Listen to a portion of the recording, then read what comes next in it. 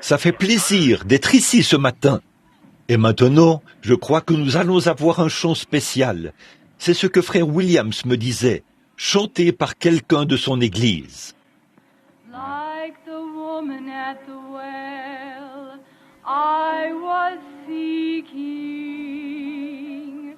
for things that could not satisfy.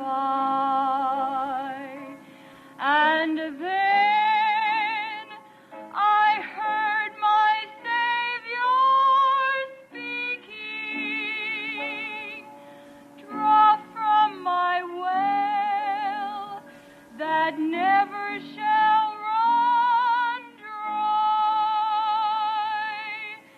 Fill my cup, Lord, I lift it up, Lord.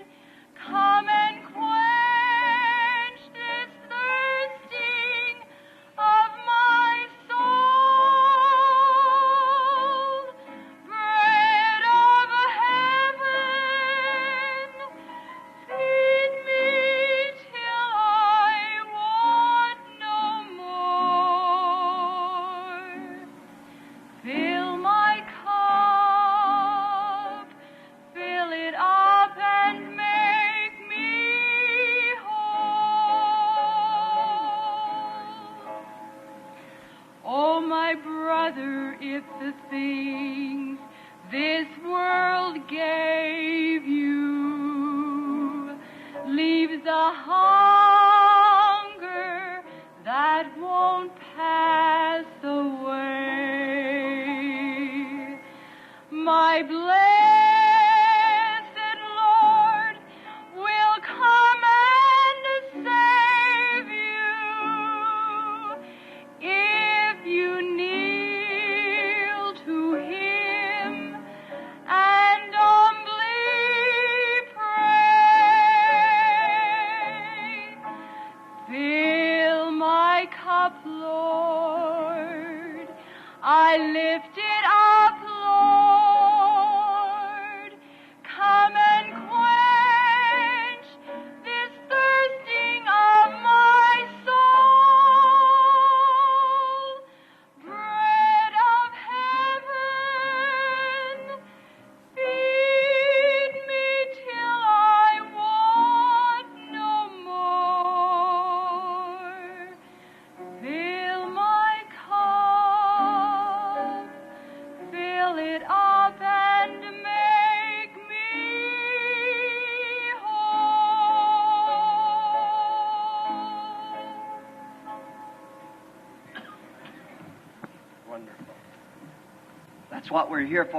C'est pour cela que nous sommes ici ce matin. Voici notre coupe. Remplis-la, Seigneur. C'est le seul temps où nous aurons l'occasion de demander cela. Il viendra un temps où nous serons de l'autre côté. Et à ce moment-là, nous n'aurons pas cette possibilité. Donc, alors que nous l'avons et que nous sommes en possession de toutes nos facultés, je pense que l'une des choses les plus sensées que l'on puisse faire, pendant que Dieu nous en donne l'occasion, c'est de faire cela, de faire remplir nos coupes de son amour et de sa miséricorde.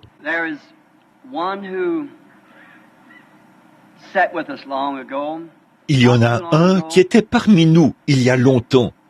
Il n'y a pas si longtemps non plus. Et il est parti. Et nous avons le cœur gros pour frère Williams. Il s'agit du père de frère Williams, notre président du chapitre ici. Quel âge avait ton père, frère Williams? 88. Ce serait environ 18 ans, je suppose, de plus que Non, ce serait, 18 ans de plus que le temps qui est promis. Un homme vaillant. Il n'y a pas bien longtemps, il était assis dans la réunion. Je lui ai dit, et je ne dis pas ça pour manquer d'égard envers frère Williams, je lui ai dit, vous avez l'air plus jeune que votre fils, Karl. Cela montre bien que nous sommes là aujourd'hui et que le lendemain, nous ne le sommes plus. Nous ne savons pas quand ce temps viendra. Quand il viendra, mais nous savons qu'il vient. Je réfléchissais à cela. Mais la vie est une grande chose. La vie est un privilège. Nous venons de vivre une grande tragédie. Une personne qui fréquentait notre église depuis longtemps, de Chicago, a été tuée l'autre jour en rentrant chez elle. Une mère. Je pense qu'elle avait près de 70 ans. Et elle et son mari roulaient en voiture dans le Kansas ou le Missouri. Il y avait un blizzard. Un homme conduisait. Il a perdu le contrôle de sa voiture et son cou à elle a été cassé instantanément. Alors, nous ne savons tout simplement pas quand cela va arriver. Ils m'ont appelé pour m'apprendre la nouvelle et j'ai appelé tous les enfants qui sont éparpillés un peu partout dans le pays pour leur dire. Bien sûr, étant en quelque sorte leur pasteur, j'étais celui qui devait le leur annoncer. Je pensais à la rapidité à laquelle on peut partir. Et là, il y avait devant moi une boîte de bonbons qu'elle avait préparée pour moi et qu'elle m'avait donnée il y a environ une semaine. Cela montre la rapidité à laquelle on peut partir. Mais si c'est dans cette vie seulement que nous avions de l'espérance, nous serions des gens malheureux. Job a dit au chapitre 14, « Oh, si tu voulais me cacher dans le séjour des morts et m'y tenir à couvert. » Avez-vous déjà remarqué comment la nature témoigne de Dieu? Nous voyons les arbres, les feuilles tombent des arbres, et la vie dans l'arbre descend dans le sol, comme la tombe, et il reste jusqu'à ce que la colère de l'hiver soit passée. Puis elle revient à nouveau, produisant une nouvelle vie. Cela rend témoignage que nous vivons de nouveau. Le soleil se lève un matin, ce n'est qu'un petit bébé, il est faible. Après un certain temps, il est à l'école secondaire. Puis à midi, il est dans sa force. Puis l'après-midi, il commence à descendre de l'autre côté. Puis le soir, il redevient faible et meurt. Mais ce n'est pas la fin du soleil. Il se lève de nouveau le lendemain matin pour rendre témoignage à une autre génération qu'il y a une vie, une mort, un ensevelissement et une résurrection. Même la nature, partout, parle de lui. Et la nature est un grand témoignage d'une autre façon aussi. Nous ne pouvons avoir cette vie de résurrection si elle n'accomplit pas le dessein de Dieu. Maintenant, si une semence est plantée et que cette semence est fécondée, elle produit une nouvelle fleur. Mais si elle n'est pas fécondée, elle ne produira pas une nouvelle fleur. Si cela n'accomplit pas le dessein de Dieu. Pourtant, ce n'est pas seulement parce que c'est une fleur qu'elle ressuscite, mais parce qu'elle accomplit le dessein de Dieu. C'est la raison pour laquelle le soleil se lève, parce qu'il accomplit le dessein de Dieu. Et nous ressuscitons quand nous accomplissons le dessein de Dieu. Je crois que frère Williams a accompli le dessein de Dieu pendant sa vie. Un vrai père. Et je vois sa compagne chérie, Madame Williams, assise ici. Un vrai mari, c'est l'un des desseins de Dieu. Un père, un des desseins de Dieu. Et il a été fécondé par le Saint-Esprit pour Dieu, le dessein principal de Dieu. Donc, de dire que frère Williams ne ressuscitera pas et ne sera pas de nouveau parmi nous, il faudrait dire que la sève ne descend pas, qu'il n'y a pas de lever du soleil. Tout témoigne de sa résurrection, qu'il sera de nouveau avec nous. Tout cela, d'abord, le soleil, les fleurs, la nature, la vie botanique, tout en témoigne. Puis la parole de Dieu témoigne pour lui. Et de plus, la foi même qui est dans notre cœur palpite, car nous savons que nous le reverrons. Que Dieu donne le repos à son âme, afin de rendre un dernier hommage à celui qui était autrefois parmi nous. Levons-nous un instant. Père Céleste, nous n'avons jamais essayé de faire un rassemblement comme celui-ci dans le but d'être vus ou entendus. Nous nous sommes réunis chaque fois pour l'édification de ton Fils, Jésus-Christ, et pour rendre témoignage à ceux qui sont sans lui, afin qu'ils puissent le trouver. Nous avons le cœur lourd pour ceux que notre frère a laissés quand il a quitté cette terre. Quelqu'un qui était parmi nous il n'y a pas longtemps et qui a été ici avec nous dans ce même chapitre de nombreuses fois. Mais nous croyons que tu l'as laissé vivre une bonne vie bien remplie et que son âme est avec toi aujourd'hui. Donne-lui du repos, ô Dieu, jusqu'au jour où nous le reverrons. Bénis son Fils ici présent, ses autres enfants, sa femme chérie et ceux qui l'ont aimé, c'est-à-dire nous tous, Père. Et que nous prenions note de ceci, que nous aussi, nous sommes fragiles et que nous devons partir un jour. Alors, préparons-nous pour cette grandeur. Et s'il y en a ici ce matin qui ne sont pas préparés pour cet événement. Qu'aujourd'hui soit le jour où ils diront oui au Seigneur Jésus et qu'ils seront aussi fécondés par le Saint-Esprit pour lui. Car nous le demandons au nom de Jésus. Amen. Vous pouvez vous asseoir.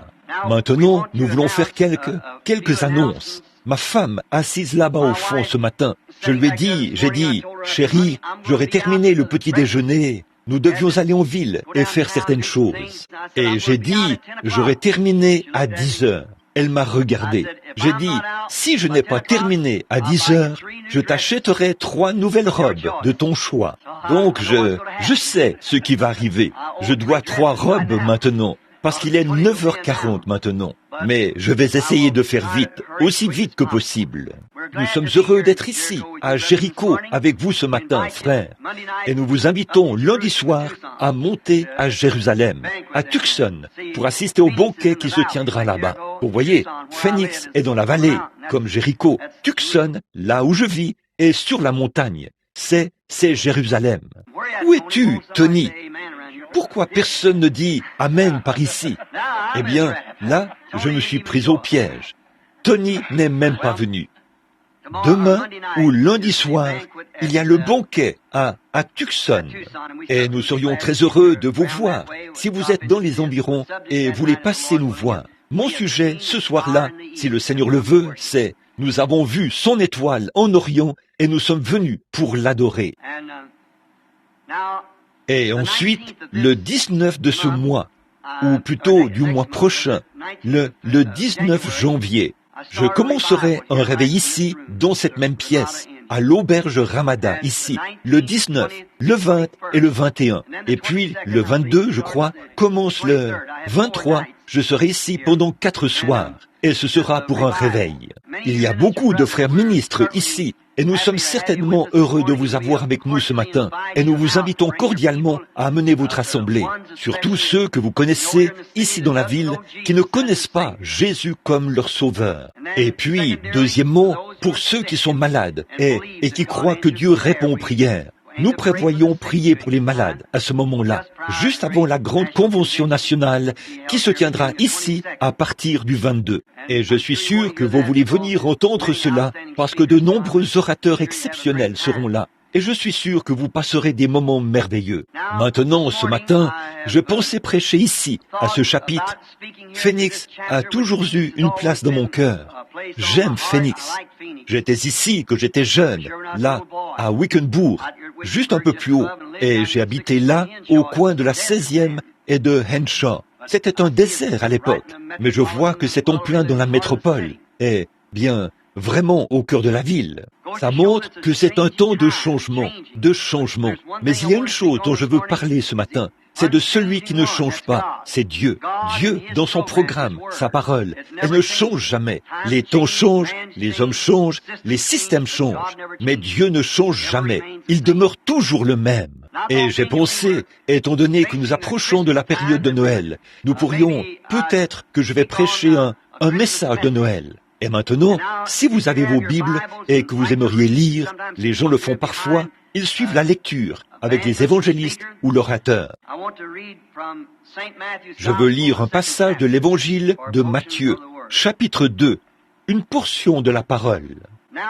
Jésus étant né à Bethléem, en Judée, au temps du roi Hérode, voici des mages d'Orient arrivèrent à Jérusalem et dirent, « Où est le roi des Juifs qui vient de naître? Car nous avons vu son étoile en Orient et nous sommes venus pour l'adorer. » Le roi Hérode apprit cela, fut troublé, et tout Jérusalem avec lui. Il assembla tous les principaux sacrificateurs et les scribes du peuple, et il s'informa auprès eux où devait naître le Christ. Ils lui dirent, à Bethléem, en Judée, car voici ce qui était écrit par les prophètes.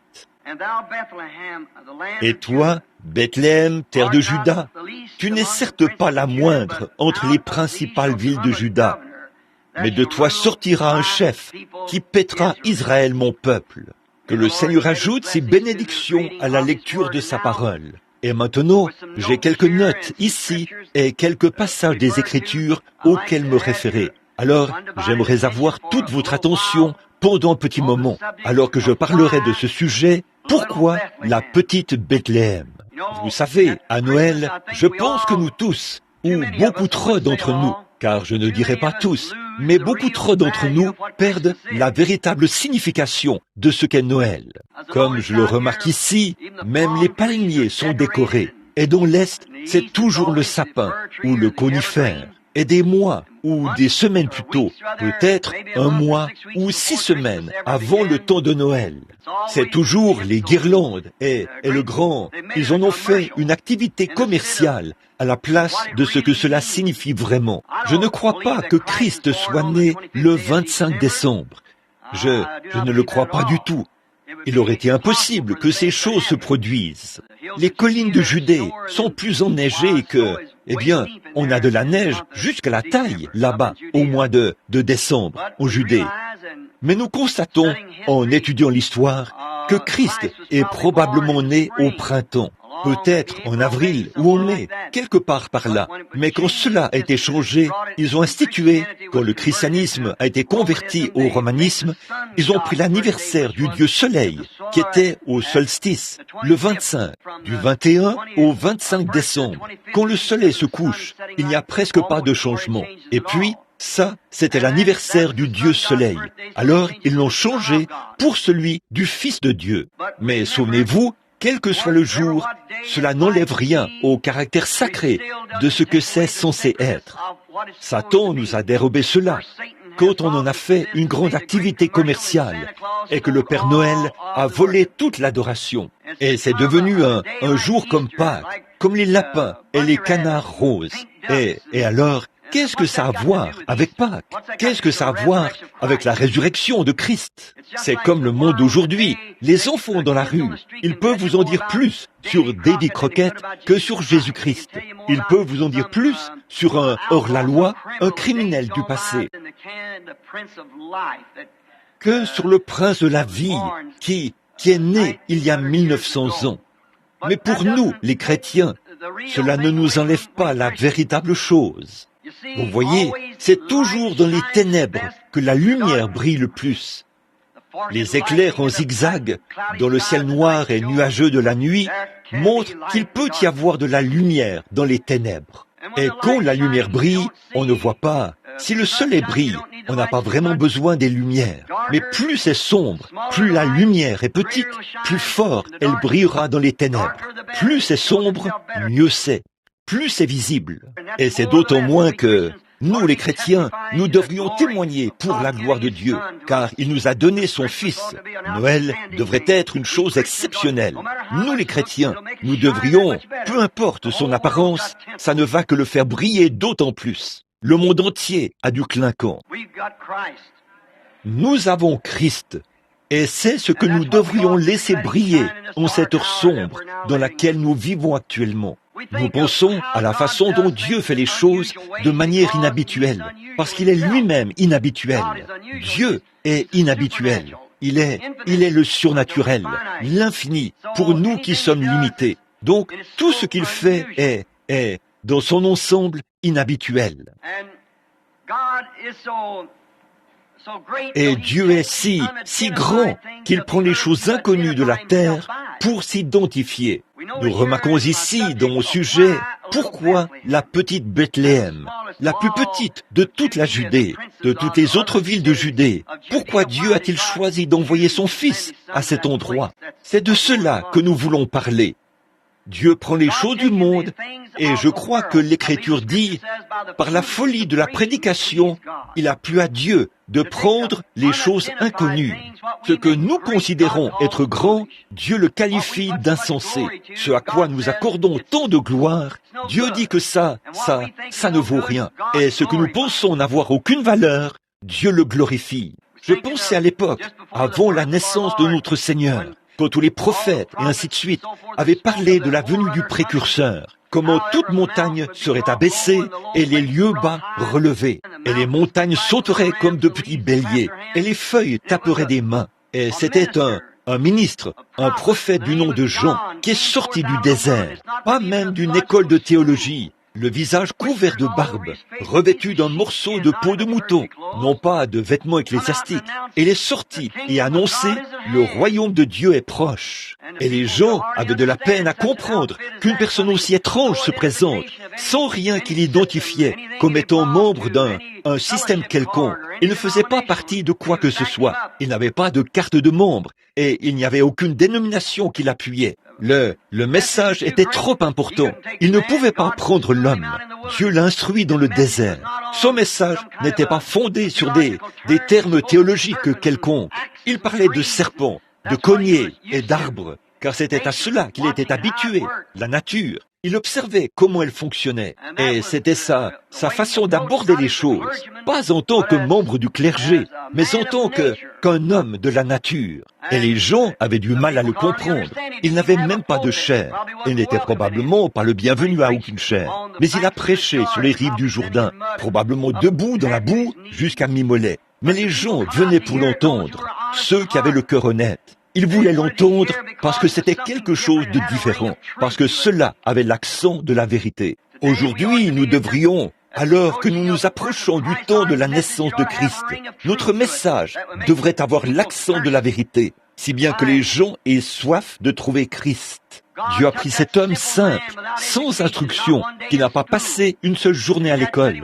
Et pourtant il est dit qu'il était le plus grand parmi tous les prophètes qui ont jamais vécu, parce que Dieu s'identifie dans ce qui est inconnu. Lorsque Jésus a choisi ses disciples, c'était le cas. Il y avait beaucoup d'hommes plus qualifiés pour le travail que ses disciples. Il y avait des membres du clergé, mais il n'en a appelé aucun. Il y avait des membres du clergé à cette époque. De grands hommes, des sacrificateurs, des hommes instruits, des hommes de renom, mais il ne les a jamais appelés. Il a pris des pécheurs et des collecteurs d'impôts, et ainsi de suite, pour répandre son message. Il fait toujours cela. À l'époque de Noé, il a choisi un fermier, un simple fermier, pour annoncer la destruction de cet âge-là. Un simple fermier, pas un membre du clergé, juste un fermier. À l'époque de Noé, il a pris à l'époque de Moïse, il a pris un esclave en fuite, pas un membre du clergé. Il l'a laissé aller là-bas, et il était satisfait là-bas, derrière le désert. Il a perdu son instruction, et il lui est apparu dans un buisson ardent. Puis l'a envoyé avec un bâton tordu à la main pour prendre le contrôle d'une nation qui l'avait fui. Vous voyez, Dieu prend les choses simples et s'identifie à travers elles. Vous voyez, il prend cela, simplement sa parole. Il a fait le monde à partir des choses qui ne sont point apparues. Il y a quelques jours, j'étais à la grande salle Maurice. C'était une de nos grandes compagnies à New York. Et j'ai entendu une conférence sur ce qu'Einstein a dit au sujet de cette galaxie. Qu'il fallait 150 millions d'années de temps-lumière pour s'y rendre. Et 150 millions d'années pour revenir. Et puis, pensez-y, 150 millions d'années-lumière, cela ferait 300 millions d'années-lumière. Et puis, quand vous seriez revenu, vous n'auriez été parti que 50 ans. Pensez-y, alors, à la vitesse à laquelle la lumière voyage, 300 000 kilomètres par minute. Et pensez aux milliards et aux billions d'années qu'il faudrait pour aller là-bas et revenir. 120 ou 300 millions d'années-lumière.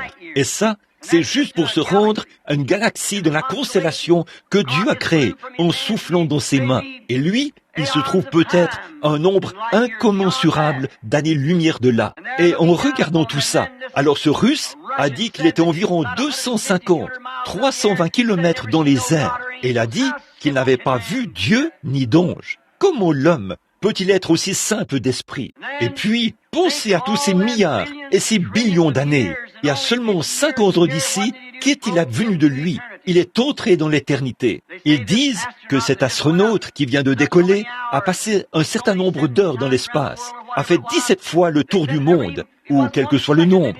Ils ont dit que cela n'a même pas duré une seconde dans sa vie. Il voyageait avec le temps. Donc vous voyez, vous entrez dans l'éternité. C'est la grandeur de Dieu. Notre esprit ne peut pas saisir la grandeur de sa personne. Et pourtant, lorsqu'il est prêt à se révéler, il le fait si simplement. Il prend des choses simples pour le faire. La simplicité de la chose. David, il semblait être de tous les 7 fils d'Isaïe. Il a été le dernier à être amené devant le prophète. Eh bien, même ses propres parents auraient pu rire. Ils n'arrivaient pas à imaginer qu'un petit David au teint rosé, un petit homme aux épaules voûtées et au teint rosé, soit l'homme qui deviendrait le roi d'Israël.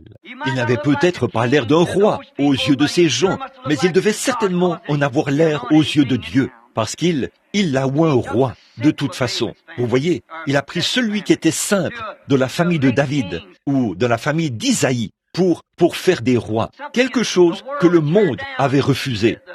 Il était retourné, il l'avait renvoyé pour s'occuper des brebis. Il a fait avancer son premier fils, un grand homme fort et imposant, qui pouvait probablement se tenir droit et avoir l'air d'un roi d'Israël. Et il pensait que c'était lui qui ferait bonne impression, avec une couronne sur la tête, que c'était lui qui dirigerait, qui porterait le vêtement royal, et pourrait tenir le bâton, et tout ce qui doit être fait pour un roi. Il paraissait bien aux yeux des gens. Mais le prophète, avec l'huile d'onction à la main, a dit, « N'en as-tu pas un autre ?» Et il les amenait un par un, jusqu'à ce qu'ils finissent par dire, « N'en as-tu pas un autre ?» Il a dit, « J'en ai un, mais il serait peut-être sans valeur. C'est un petit maigrichon, en quelque sorte. Nous l'avons envoyé faire paître les brebis. » Il a dit, « Va le chercher. » Et dès que le regard du prophète loin s'est posé sur lui, le prophète a versé de l'huile sur sa tête.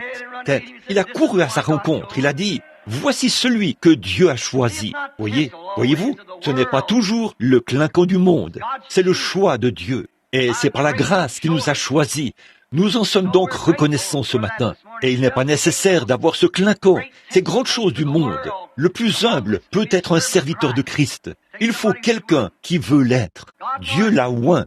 Voyez, il utilise les petites choses. Bon, pourquoi a-t-il choisi la petite Bethléem? Il semble qu'il y aurait eu de meilleurs endroits où le roi, le grand roi des rois, aurait pu naître. Habituellement, lorsque l'on organise un événement ici sur Terre, on essaie d'avoir la chose la plus grandiose, la plus tape à l'œil qui vient à l'esprit. On choisit les endroits les plus grands et on dépense la plus grande somme d'argent et on a les choses les plus élaborées. C'est comme ça qu'on fait. Mais Dieu ne fait pas les choses de cette façon. Il prend quelque chose qui n'est rien afin de montrer qu'il est puissant, qu'il peut, s'il avait pris un souverain sacrificateur ou un homme bien instruit, à l'époque où il appelait les apôtres, s'il avait pris ce genre d'homme au lieu d'un pécheur ignorant, sans instruction, qui ne savait même pas écrire son propre nom, ils auraient pu dire, « Oh, là, voyez, votre instruction porte fruit, mais Dieu a pris un homme qui ne pouvait même pas écrire son nom, afin qu'il puisse prendre quelque chose qu'il pouvait tenir dans sa main, quelque chose avec quoi il pouvait en faire quelque chose, pour montrer qu'il est Dieu. » Nous en arrivons au point où nous nous rendons compte que nous ne sommes rien. Alors, remettez-vous entre les mains de Dieu, et il peut vous façonner et faire de vous ce qu'il veut que vous soyez. Mais tant qu'on a le sentiment d'être important, on n'arrivera jamais à rien. On ne peut même pas être entre les mains de Dieu, tant qu'on n'a pas compris qu'on n'est pas important. L'autre jour, une de mes petites filles me posait des questions au sujet de l'importance. J'ai dit, eh bien, nous parlions d'un homme important. Eh bien, c'était le président qui venait d'être assassiné. Et nos cœurs étaient affligés par cela. Et j'ai dit, eh bien, c'était un homme important. Les journaux y ont accordé une très grande importance. Et c'était diffusé à la télévision. Et cela coûtait des milliards et des milliards de dollars au gouvernement pour diffuser cela. Là, c'est très bien, c'est leur affaire. Mais j'ai dit, ce petit prédicateur pentecôtiste, là-bas, en Caroline, où un homme est entré là, un ivrogne, avec un fusil de chasse. Il a fait venir sa femme et a tiré sur l'homme qui est tombé mort derrière la chaire. Puis il a tiré sur sa femme et a retourné l'arme contre lui-même. Un petit article là, à la fin du journal, à peu près long comme ça. Laissez-moi vous dire, frère, peu importe qui nous sommes, tu veux savoir à quel point tu es importante? Et je dis à ma petite fille, mets ton doigt dans un seau d'eau et retire-le, puis essaye de trouver le trou. Nous ne sommes rien. Il n'y en a qu'un qui est important, c'est Dieu. Nous devons nous en souvenir. C'est lui. On aurait dit que s'il voulait, si un homme devait préparer un endroit où le roi allait naître, il y avait des endroits religieux et des endroits historiques plus importants qu'on aurait pu choisir pour le roi que cette petite Bethléem. Des endroits, par exemple, comme Silo. Silo était l'endroit où l'arche a été installée pour la première fois. Nous le savons. car nous traversons là où nous traversons le Jourdain de ce côté-ci, en Palestine, où l'arche a été installée comme premier lieu d'adoration, où Gilgal, Sion est un lieu formidable, Gilgal aussi, où la grande et fière capitale, Jérusalem, où les chefs de toutes les organisations se réunissaient, leurs quartiers généraux. Il semble qu'on aurait pu préparer un endroit là-bas, à Jérusalem, pour que le grand roi y naisse. S'il voulait un endroit historique ou un endroit exceptionnel, c'est là que se trouvait le quartier général religieux, celui de leur religion où le roi est venu. Il est venu pour représenter leur religion. Et quand il l'a fait, au lieu qu'il lui prépare un endroit à Jérusalem ou dans un de ces grands lieux historiques, il est né à Bethléem, la plus petite de toutes les villes. N'es-tu pas la moindre entre les principales villes de Juda? Mais de toi sortira un chef qui paîtra mon peuple. Et cette grande et fière Jérusalem et toutes les autres villes ont été rejetées. Ou peut-être aurait-il pu choisir parmi certains des lieux de refuge, un lieu célèbre comme Hébron, Kadès ou Ramoth en Galade, une de ces grandes villes de refuge, parce qu'il allait être notre refuge. Si nous avions eu à considérer un endroit, nous aurions peut-être choisi, disons, eh bien là, si ce grand roi vient sur terre, celui qui sera notre refuge, il devrait naître dans l'un de ces grands lieux de refuge commémoratifs, comme Ramoth en Galade ou Kadès, ou l'un de ces lieux-là. C'est cela que nous aurions considéré. Mais vous voyez, Dieu fait les choses d'une autre façon. Il sait comment faire les choses correctement. Et maintenant, par la pensée de Dieu et avec l'aide de Dieu, nous allons essayer de dire pourquoi cela s'est produit ainsi. Parce que tout fonctionne exactement comme il faut dans le grand programme de Dieu. Et je veux que vous, ici à Phoenix et dans les environs, que vous essayiez de saisir ceci. Souvenez-vous que Dieu sait ce qu'il fait, voyez, et il prend des moyens simples pour le faire. Parce que s'il fait quelque chose par le biais de quelque chose d'exceptionnel, alors Dieu ne fait jamais les choses comme ça. Il ne l'a jamais fait dans toute l'histoire de la Bible. Dieu n'a jamais traité, n'a jamais, à aucun moment, pris un groupe de personnes pour faire quoi que ce soit. Dieu prend un individu. Vous êtes celui-là, vous, une personne. Et Dieu ne change jamais son programme, parce que son premier programme, il doit toujours s'en tenir à ce programme-là. À l'époque de Noé, il avait un seul homme, Noé. À l'époque où il a fait sortir Israël, il avait un seul homme, c'était Moïse. Nous savons que Dathan et beaucoup d'autres ont essayé de penser, eh bien, qu'ils avaient la même autorité et tout. Vous savez ce qui leur est arrivé. À l'époque de la venue du Seigneur, à l'époque de Jean-Baptiste et les autres, il avait un individu avec lequel il travaillait. Et il traite avec nous aujourd'hui en tant qu'individu, pas en tant que groupe, une personne. C'est à vous et à moi de décider comment nous allons nous tenir devant Dieu, parce qu'il traite avec vous et moi en tant qu'individus, pas en tant que groupe auquel nous appartenons, pas en tant qu'église dénominationnelle à laquelle nous appartenons, mais vous et moi en tant qu'individus. Bon, Josué, en faisant le partage des territoires, a donné cette petite partie à Juda. Beaucoup d'entre vous, j'ai noté quelques endroits ici où cela se situe, mais nous sommes tous conscients de cela. D'où cela se situe dans ce coin. Et c'était juste un petit endroit qu'ils leur ont donné, que Josué a donné à la tribu de Juda, lorsqu'il a fait le partage des territoires. Et là, quand Israël a traversé le fleuve du Jourdain, essayez de saisir ceci. Quand Israël a traversé le pays promis, il y avait une femme des nations que nous connaissons comme étant Rahab, la prostituée. Elle a demandé la miséricorde et elle a reçu la miséricorde. Elle recevait la miséricorde tant qu'elle restait sous ce fil cramoisi. Et c'était la seule façon qu'elle pouvait recevoir la miséricorde. C'était un signe, un gage qui lui était donné. Nous avons aussi un signe aujourd'hui et nous sommes en sécurité tant que nous restons sous notre fil cramoisi, le sang de Jésus-Christ, en tant qu'individu, pas en tant que groupe, mais en tant qu'individu. Nous devons tous rester sous ce fil cramoisi du sang de Jésus-Christ. Et puis, cette Rahab, après qu'elle ait été épargnée, elle a fait entrer tous les siens, et tout ce qui se trouvait sous le fil a été sauvé. Tout comme lorsque Dieu, en Égypte, quand tous ceux qui étaient sous le sang ont été sauvés, tous ceux qui étaient sous le fil cramoisi ont été sauvés. Tous ceux qui sont sous le sang de Jésus sont sauvés. Et tous ceux qui ne sont pas sous le sang sont perdus et prêts pour la destruction. Et nous voyons là, en faisant ça, puis, selon l'histoire, nous comprenons qu'elle a été courtisée par un général. Je ne me souviens pas de son nom en ce moment, de l'armée d'Israël. Et au bout du compte, elle a épousé cet homme. Ils se sont installés ici, près de ce petit endroit. Et son fils, Salmon, est celui qui a fondé Bethléem. Voyez, une femme des nations a un lien avec cela dès le départ. Une femme des nations, Rahab, la prostituée. Maintenant, nous voyons que Salmon a fondé cette petite ville de Bethléem. Et il a engendré Bose.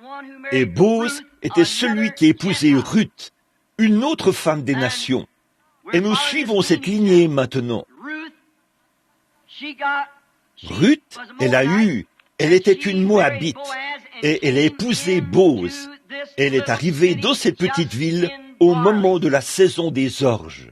Oh, si on avait le temps ce matin, là-dessus, je vais devoir 6 robes à ma femme après ça. Mais combien on pourrait s'étendre sur ce sujet? Naomi, qui représente l'Église orthodoxe, est partie à cause d'une famine, est allée au pays de Moab, comme quand Israël a été dispersé partout dans les nations. Puis, quand elle est revenue, elle a ramené Ruth, la Moabite, et elle est revenue à la saison des orges, au moment de la première récolte d'orges. Ça signifie l'Église des nations qui revient à Dieu à la saison des orges. Quelle belle image ici! Puis, elle et Bose se sont mariés, et leur fils célèbre, Obed, a été conçu et est né là-bas.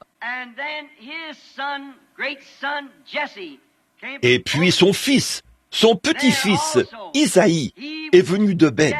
Là aussi, il a engendré David, son fils. Le roi David venait de là-bas. Regardez ce qui suit maintenant.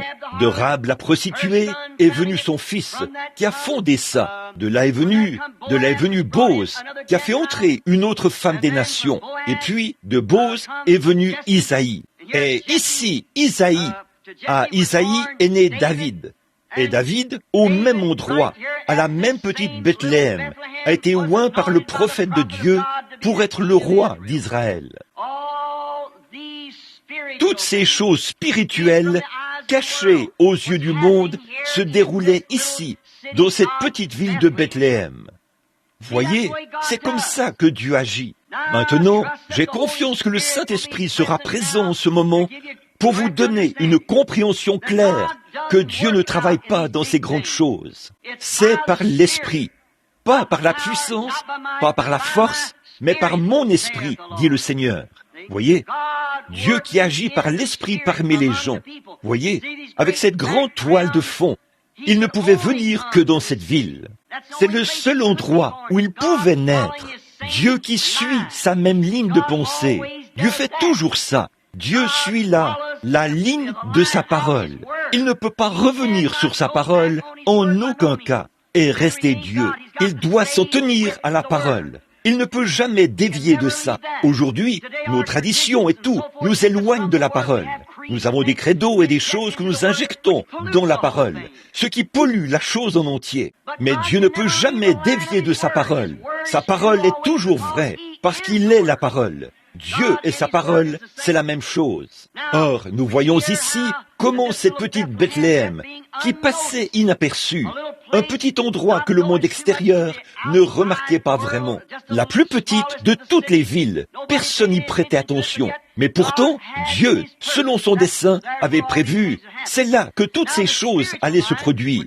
Maintenant, la pensée spirituelle saisirait cela, parce que le prophète a dit ici, vous voyez, le prophète a dit, toi, Bethléem de Judée, n'es-tu pas la moindre de toutes les principales villes? Mais de toi sortira un chef qui paîtra mon peuple Israël.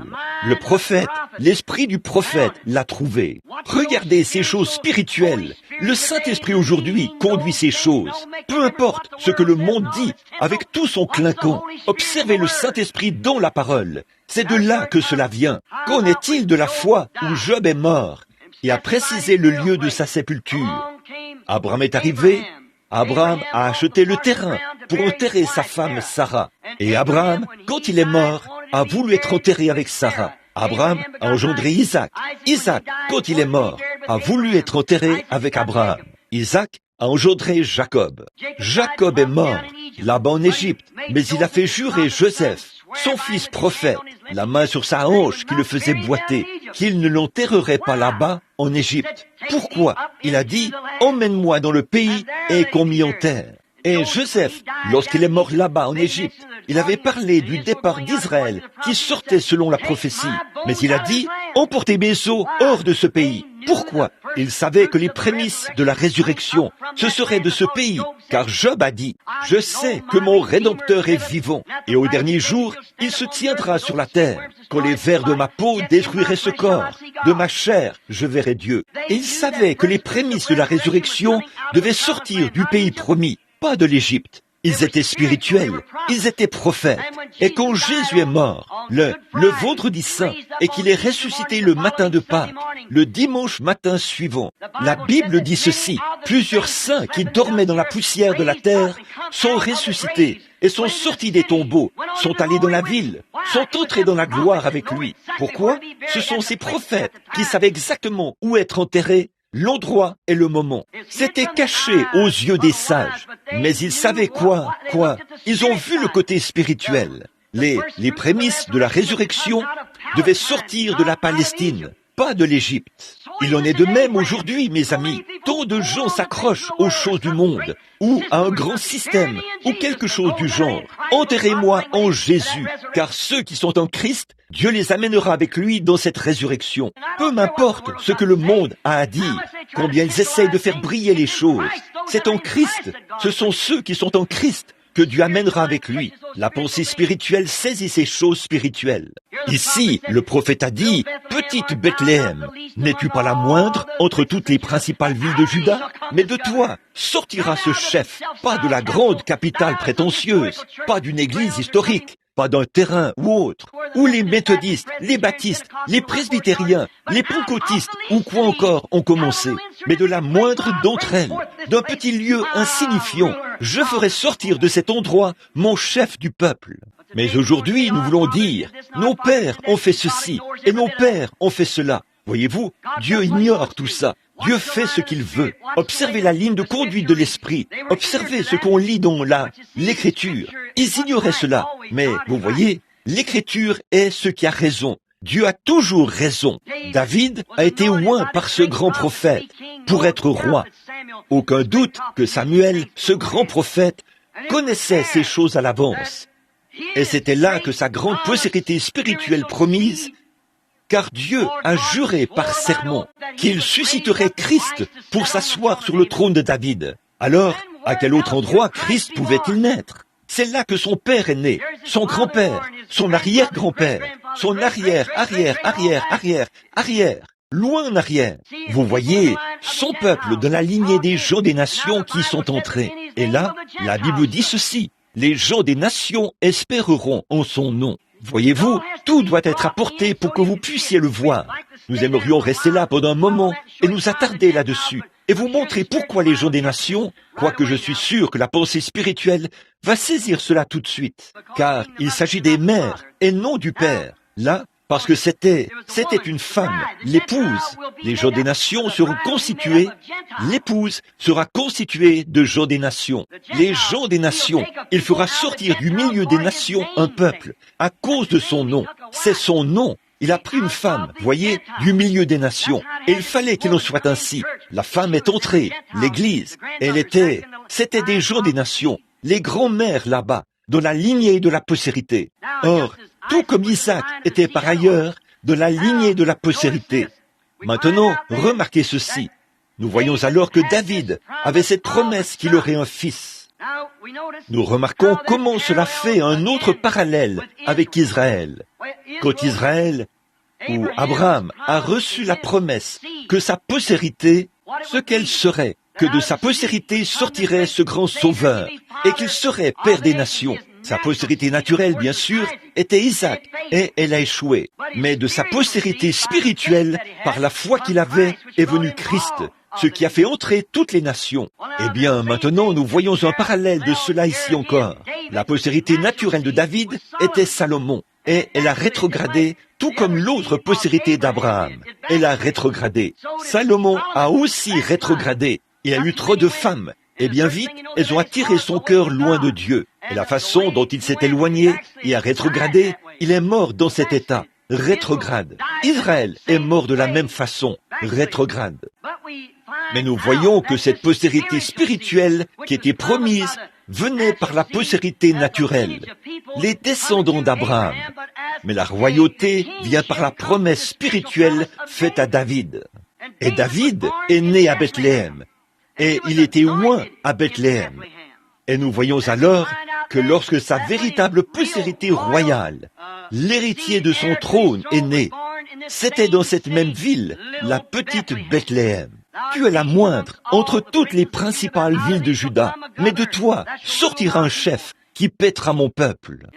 Dans cette petite ville, cette petite étable, l'étable de la ville, sur le côté de la falaise, il y avait une grotte là-bas, dans la falaise, et de là est sorti, par ses petites portes, le prince de la paix, né dans une étable, dans une petite boîte de paille posée quelque part, des tas de fumier dans les granges et tout. Mais de là est sorti ce grand prince, la postérité de la femme. De là est sorti le sauveur du monde. De là est sorti Jéhovah lui-même, sous la forme d'un homme. Il est sorti de cette humble petite étable de Bethléem, pas dans le palais d'un roi, né dans la royauté, mais il est venu de cet humble endroit, près d'un tas de fumier à l'intérieur. Et il était emmailloté dans des longes. Comme le dit la tradition, ces longes ont été pris du joug d'un bœuf, avec lequel on avait labouré. C'étaient des gens pauvres, Joseph et Marie, tous deux très pauvres. Et les voilà dans cette petite étable. Combien Dieu s'humilie. Et puis, nous essayons de faire de nous-mêmes quelque chose de grand. Ne voyez-vous pas comment Dieu s'humilie et prend les choses qui ne sont rien, afin qu'il puisse accomplir ses grandes promesses? Comment ce petit Jéhovah, couché dans une crèche, emmailloté dans les longes pris de l'arrière d'un joug, de sur le cou d'un bœuf, là où le joug avait été placé, et ils y ont emmailloté le prince de la paix. Oh, qui sommes-nous alors? Que méritons-nous? Si Dieu peut s'humilier ainsi, ne devrions-nous pas être capables de nous humilier pour devenir son serviteur? S'il a fait des choses comme ça, ne pouvons-nous pas oublier nos grandes dignités et les choses de ce monde et laisser cela derrière nous et nous humilier devant lui en ce Noël? Et soyons-en, montrons-lui que nous apprécions cette naissance et cette humilité en nous humiliant nous-mêmes et en recevant sa parole. Peu importe ce que dit la tradition, c'est sa parole qui compte, c'est ce qu'il prendra, sa parole est seulement ça. Maintenant, nous voyons que cette petite étable, c'était là que le premier Noël a été chanté sur terre. Et il était chanté par des anges. Pensez-y, le premier Noël, pas chanté là-bas avec Caïphe, pas dans une grande et belle église où se trouvait un merveilleux pasteur, mais dans une étable à Bethléem, la moindre d'entre toutes. Mais le premier Noël a été chanté par des êtres angéliques dans la petite ville de Bethléem. Vous voyez ce que je veux dire? Peu importe combien vous êtes pauvre, combien petit ou insignifiant vous pouvez être, Dieu peut vous utiliser si seulement vous le laissez faire. Dieu vous veut, vous. Il ne veut pas que vous n'avez pas besoin d'appartenir à une grande société, à un grand ordre, à une grande fraternité ou à quoi que ce soit d'autre. Ça n'a aucune importance pour Dieu. Dieu vous veut, vous. Et si vous pensez que vous êtes important, faites sortir cette pensée de vous. Vous devez la faire sortir. Vous dites, eh bien, j'ai un doctorat en philosophie, en droit. Cela vous éloigne d'autant plus de Dieu. Oubliez cette chose. Revenez à Dieu. Revenez à l'humilité de l'esprit. Aimez Dieu et acceptez sa parole. Et si vous demeurez en moi et que ma parole demeure en vous, alors demandez ce que vous voudrez. Cela vous sera accordé. Dieu l'a promis. Si vous dites à cette montagne, ôte-toi de là et que vous ne doutez pas dans votre cœur, mais que vous croyez que ce que vous avez dit s'accomplira, vous le verrez s'accomplir. Celui qui croit en moi, les œuvres que je fais, il les fera aussi. Il en fera de plus grandes, car je m'en vais à mon Père. Quelle promesse! Il y a quelque chose qui manque quelque part. Ce que nous essayons de faire, c'est de déformer la chose pour lui donner une importance quelconque. On y met des fleurs et du clinquant, et nous la contaminons, tout comme les nations l'ont fait avec Noël.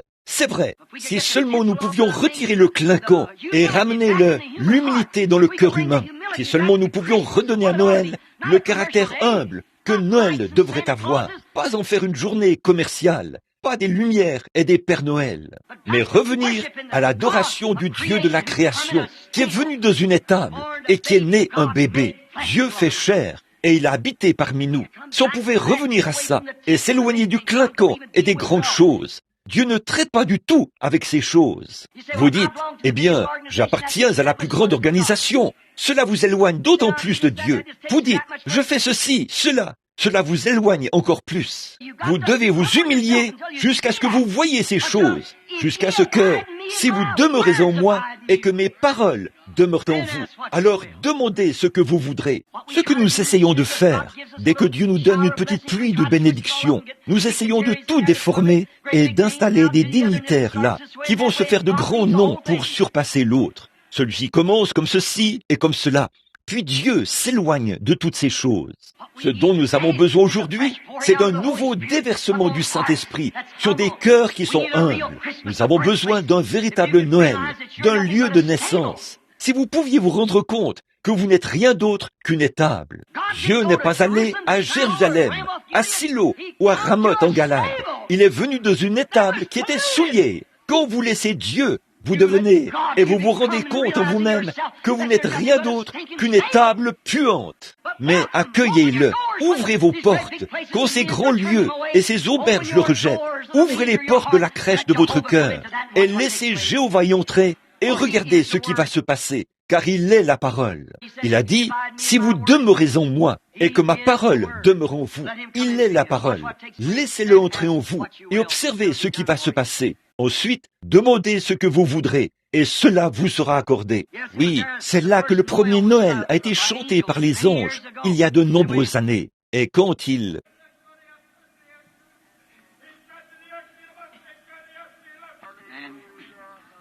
Et maintenant, nous savons que le message doit être très important, et que Dieu voulait dire cela. Sinon, il n'aurait pas interrompu un message pour faire quelque chose comme ça. Humiliez-vous sous la main de Dieu. Tel était le message, mes amis. Maintenant, notre Père Céleste, nous savons que tu es infiniment sage et que tu fais tout exactement comme il faut. Nous prions que tu fasses que ceci soit un message pour les gens. Ils doivent vraiment s'humilier, nous tous, et venir sous la main du Dieu puissant. Nous nous en remettons à toi, Père, afin que tu nous accordes cela. Au nom de Jésus, ton Fils. Amen. Maintenant, pour continuer, je parlais du moment où le premier Noël a été chanté. Il était chanté par les anges dans la petite Bethléem. C'est là que tous ces grands hommes sont nés. C'est là que le roi promis est né. Le roi promis est venu là. Bon, le mort, pour aller vite maintenant, afin que je ne vous retienne pas trop longtemps. Là, la promesse, le mot était celui-ci, le mot Bethléem. Analysons-le. J'ai sauté quelques notes ici, afin de gagner du temps. Donc, Bethléem, le mot B-E-T-H signifie maison, et L signifie Dieu en hébreu, et L-H-E-M, c'est pain. Bethléem, la maison du pain de Dieu. Voilà ce que le mot signifie.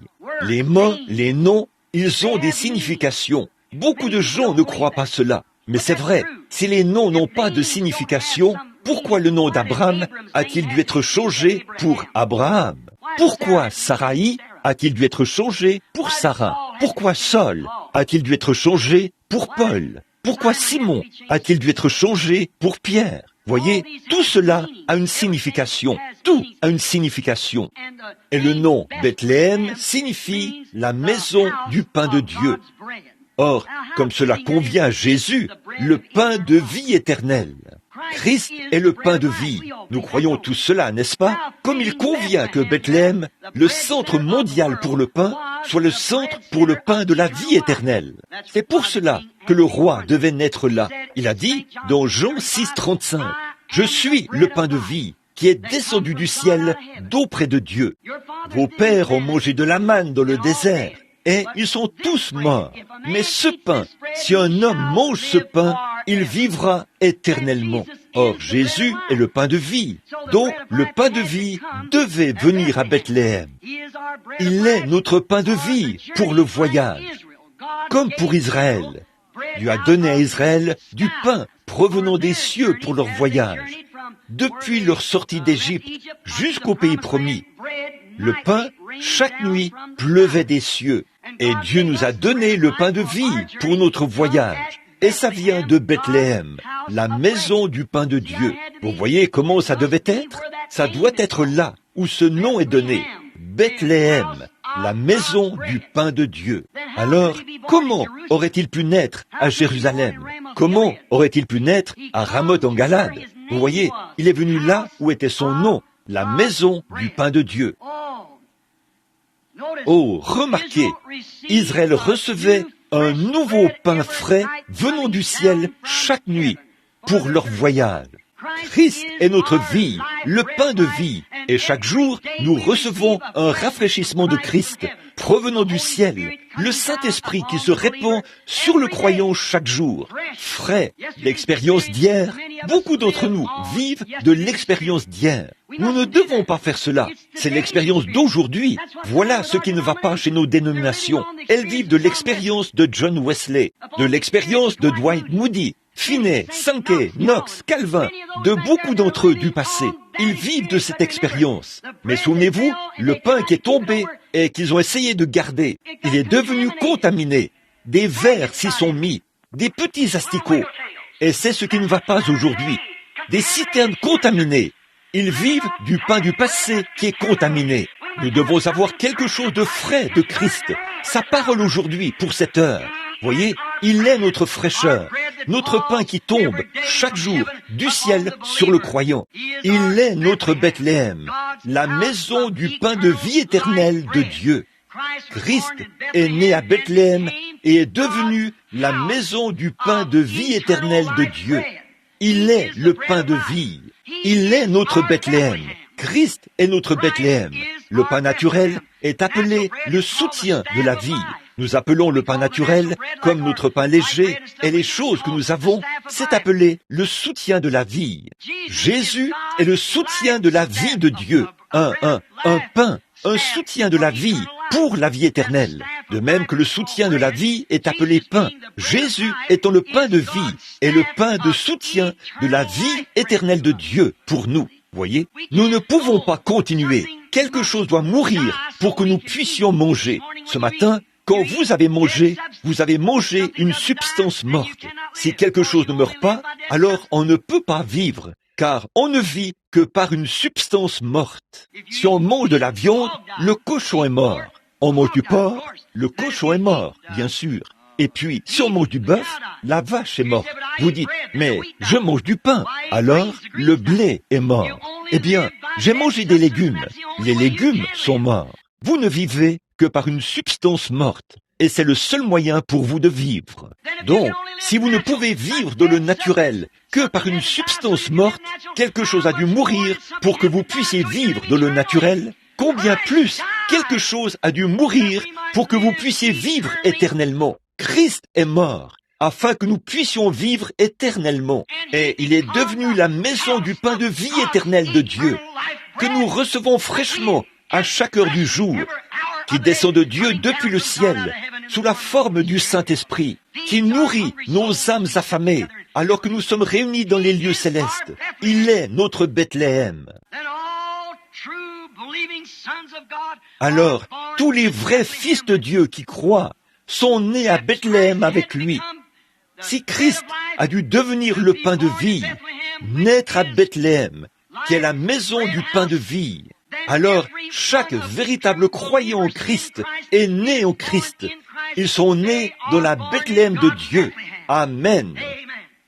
Alors, non seulement Jésus est né à Bethléem, mais je suis né à Bethléem. Vous êtes né à Bethléem. Comment avez-vous fait ça?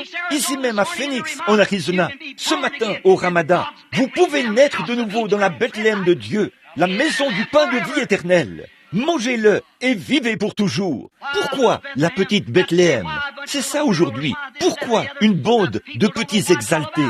Pourquoi ceci, cela ou autre chose? Les gens ne savent pas ce qu'il en est. Mais l'Esprit le révèle. La parole le démontre. C'est la manifestation de la parole de Dieu. Nous avons la vie par Christ et par lui seul. Nos organisations, nos dénominations, nos divergences ne font que nous séparer de Dieu. Nous n'avons qu'un seul accès à Dieu et c'est par Jésus-Christ. Il n'y a pas d'autre moyen par lequel nous pouvons venir. Par aucun prêtre, aucun prédicateur, aucun système, ni rien d'autre. Seulement par Jésus-Christ, et Jésus-Christ crucifié. Il est le pain de vie de Dieu, et nous sommes nés en lui. Et s'il est le pain de vie de Dieu, alors il est Bethléem. Et étant nés en Christ, nous sommes donc nés de Dieu à Bethléem, en Jésus-Christ. Assis ensemble dans les lieux célestes, nous nourrissons de lui, nous nourrissons de lui. Qui est-il? Il est la parole. Au commencement était la parole, et la parole était avec Dieu, et la parole était Dieu. Et lorsque nous pouvons avoir un seul objectif, la parole de Dieu, et nous en nourrir, nous sommes dans la Bethléem spirituelle de Dieu. Mangeons le pain spirituel de Dieu. Et nos âmes ponctuent chaque parole qu'il a prononcée d'un Amen. Nous apprécions cette nourriture céleste d'ange. Quand elle dit, ces signes accompagneront ceux qui auront cru. Le credo ou la dénomination dit, oh, ce n'est pas ainsi. Mais le véritable homme qui est né à Bethléem dit, Amen. Les œuvres que je fais, vous les ferez aussi. La dénomination dit, c'est un tas d'excitation émotionnelle. Mais le véritable habitant de Bethléem dit, Amen, car il est satisfait. C'est de la nourriture d'ange. Si vous demeurez en moi et que mes paroles demeurent en vous, demandez ce que vous voudrez et cela vous sera accordé. Amen. Oh, les hommes importants et les intelligents ne le verront jamais. Nous nous en tenons tellement à nos traditions des anciens, tellement qu'il nous faut avoir des cartes et tout le reste pour avoir accès à une chair. Ce n'est pas ça. Vous pouvez accéder à la chair de Dieu en vous humiliant. Entrez dans la maison du pain de vie, Jésus-Christ, et vivez pour toujours dans sa présence. Et soyez élevés dans les lieux célestes en Jésus-Christ, vous régalant de la parole. Voilà la Bethléem de Dieu. Combien d'entre nous y sommes ce matin? Combien sont prêts à oublier leurs traditions? Combien sont prêts à oublier leurs credos, qui sont en désaccord avec la parole? Pourquoi n'y a-t-il pas de réveil? Pourquoi ces choses n'arrivent-elles pas parmi nous? Qu'est-ce qui ne va pas chez les pentecôtistes? Ils se sont organisés. C'est ça. Vous ne pouvez pas organiser la Pentecôte. Vous pouvez faire une organisation. Mais la Pentecôte, c'est une bénédiction. C'est la puissance de Dieu. Et si c'est une Pentecôte authentique, elle ne laissera jamais la parole de côté pour un credo. Elle acceptera la parole. C'est juste. Parce qu'elle est circoncise du monde et des choses du monde. Elle ne s'appuie que sur la parole de Dieu et la croix. Nous sommes dans Bethléem, des candidats pour le royaume de Dieu. Nous mangeons le pain de vie éternelle de Dieu, né, pain de Dieu, né à Bethléem, pour devenir le pain spirituel de vie éternelle dans la maison de Dieu. Oh là là, né à Bethléem. Ce matin, nous le sommes, quand nous naissons en Jésus-Christ. Car il est la Bethléem de Dieu. Jésus est la maison du pain de vie éternelle de Dieu. Il est aussi notre eau pour le voyage. Maintenant, nous savons qu'il est l'eau. Comme Israël dans leur voyage, ils ont frappé un rocher. Leur pain est descendu du ciel.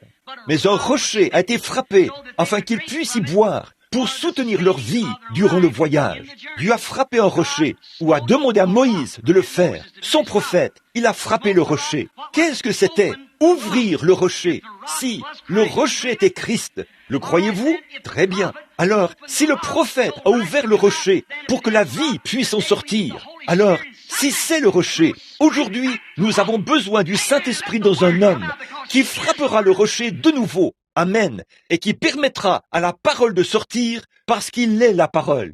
Nous avons bifurqué pour prendre des credos et boire de l'eau stagnante des citernes. Ce dont nous avons besoin aujourd'hui, C'est d'une ouverture de la parole qui vit, et il est le même hier, aujourd'hui, éternellement. Il ne peut pas faillir. Ils peuvent appeler cela de la télépathie mentale. Ils peuvent dire ce qu'ils veulent, ou des spirites, ou un démon. Tant que cette parole circule librement et produit exactement ce qu'elle a dit qu'elle ferait, c'est une source dans la maison de David, à nouveau, de retour à Bethléem, où ce Jésus-Christ est le même hier, aujourd'hui et éternellement, pour ses habitants de Bethléem. Vivez avec elle, vivez en elle. C'est l'eau de la vie pour notre voyage, comme en avait Israël. Une des grandes expériences du grand David, si vous voulez la lire dans 2 Samuel 35, 15. Commencez là. Nous lisons que David est né à Bethléem, mais pourtant il est devenu un fugitif. Oh, quelle chose pathétique! Les Philistins avaient placé une garnison à cette époque dans le pays parce que Saül, le grand homme qui a entraîné tout Israël dans le péché, s'était éloigné de Dieu et était devenu un ennemi de Dieu. Ils avaient placé une garnison. Les Philistins avaient placé une garnison autour de Bethléem. Et David, essayant de rentrer chez lui, n'a pas pu le faire. Il s'est retrouvé dans le désert parce qu'il était devenu un fugitif aux yeux du peuple, où il avait été rejeté. Quelle belle image de Christ aujourd'hui, quelqu'un rejeté. Il l'est. Maintenant vous dites, c'est impossible. Eh bien, si vous croyez la Bible, ça l'est. La Bible dit, dans l'âge de l'église de Laodicée, que Christ était à l'extérieur de l'église, frappant à la porte pour essayer de revenir dans sa propre église. Un fugitif, c'est quelque chose qui était refusé, rejeté, et la parole et le Saint-Esprit sont rejetés. C'est vrai, vous ne pouvez pas entrer là-dedans. Si jamais vous le recevez, vous devez sortir de là pour le recevoir. Vous devez sortir pour aller vers lui. Il ne peut pas entrer. Ils sont tellement attachés à leur credo qu'ils ne vous laisseront pas prêcher ces choses. Ils ne vous laisseront pas croire ces choses. Ils disent, vous croyez qu'il est le même? Oh, d'une certaine manière, il est le même. Maintenant, ce n'est pas vivre dans Bethléem. Non, non. C'est boire à une citerne stagnante là-bas. Il y a longtemps, du vieux pain contaminé qui est tombé il y a plusieurs années. Qu'est-ce qu'Othel a dit au sujet de cela? C'était peut-être très bien dans leur jour. C'est maintenant un autre jour. C'est le jour du Seigneur. Il s'agit d'un autre âge de l'Église, pas celui de Philadelphie. C'est celui de Laodicée. C'est un rejet. Et Christ est devenu un fugitif dans sa propre Église, mis à la porte. Il est un étranger. Il peut venir et agir directement parmi les gens et faire les mêmes choses qu'il a fait ici. Il a dit qu'il le ferait dans les derniers jours, accomplir les mêmes signes et les mêmes choses qu'il a dit qu'il ferait, comme au jour de Sodome. Nous savons ce qu'il a fait pour l'église là-bas. Nous voyons Billy Graham, comme c'était le cas pour ces messagers qui sont allés dans l'église dénominationnelle. Ils ont prêché là-bas, et là, les ont appelés à sortir, leur ont dit de croire la parole et de sortir de Sodome. Le groupe d'Abraham n'était pas dans Sodome. Ils avaient déjà été appelés à sortir. Observez l'ange, ce qu'il a fait là-bas pour eux, comme signe, afin qu'ils puissent reconnaître. Et la même chose peut être faite. Et les gens disent, « Oh, eh bien, ne croyez pas cela. » Pourquoi? Pourquoi? Parce qu'ils ont fait de Christ un fugitif aux yeux de leur organisation. Ils sont si étrangers à cela, les pentecôtistes et tout le reste. Maintenant, c'est exactement la vérité. Je sais que ça écorche, mais écoutez, si quelque chose ne fait, si c'est la vérité, ça va écorcher. Et c'est vrai, il faut que ce soit la vérité. Maintenant, observez David. Quand il était là-bas, David a rêvé de ses puissantes victoires. Il était dans une grotte, en retrait, très loin, à environ 25 kilomètres de la ville. Et il s'est approché et a remarqué là sa propre ville bien-aimée où il est né et où il avait été oint roi, et ainsi de suite là-bas. Les habitants d'Israël à cette époque, c'était un peu comme aujourd'hui en Allemagne. Ils ont des petites villes. Ils vivent dans les villes pour se protéger. Puis, ils emmènent leurs brebis et leurs bétail à la campagne, les nourrissent, et ensuite les ramènent. Et le soir, ils les mettent dans les corrals. Et David, alors qu'il regardait la ville, a commencé à se souvenir des hauts faits que Dieu avait accomplis par lui, des grandes et puissantes victoires que Dieu avait remportées par lui. Comment, un jour, alors qu'il avait mené ses brebis dans les montagnes, là où il se trouvait, couché dans de verts pâturages et tout, un ours était venu et avait pris un des petits agneaux et l'avait emporté. Il l'avait poursuivi et avait tué l'ours. Dieu lui avait donné la victoire parce qu'il avait été chargé par son père de prendre soin de ses brebis. C'était son travail, prendre soin des brebis. Oh, pasteur, C'est votre travail. Elle mange de la nourriture de brebis, pas des almanachs. De la nourriture de brebis, la parole de Dieu. Quelqu'un est entré, on a pris une et s'est sauvé. Quelqu'un est entré, on a pris une et s'est enfui. Il l'a poursuivi. Un lion est venu et on a pris une. Il l'a poursuivi. Il n'a pas été satisfait tant qu'il ne l'a pas récupéré. Cela lui a donné cette grande victoire un jour, quand il a vu Israël tout replié. Voyez-vous, Israël avait entendu tous les credos et tout. Ils allaient tous à l'église.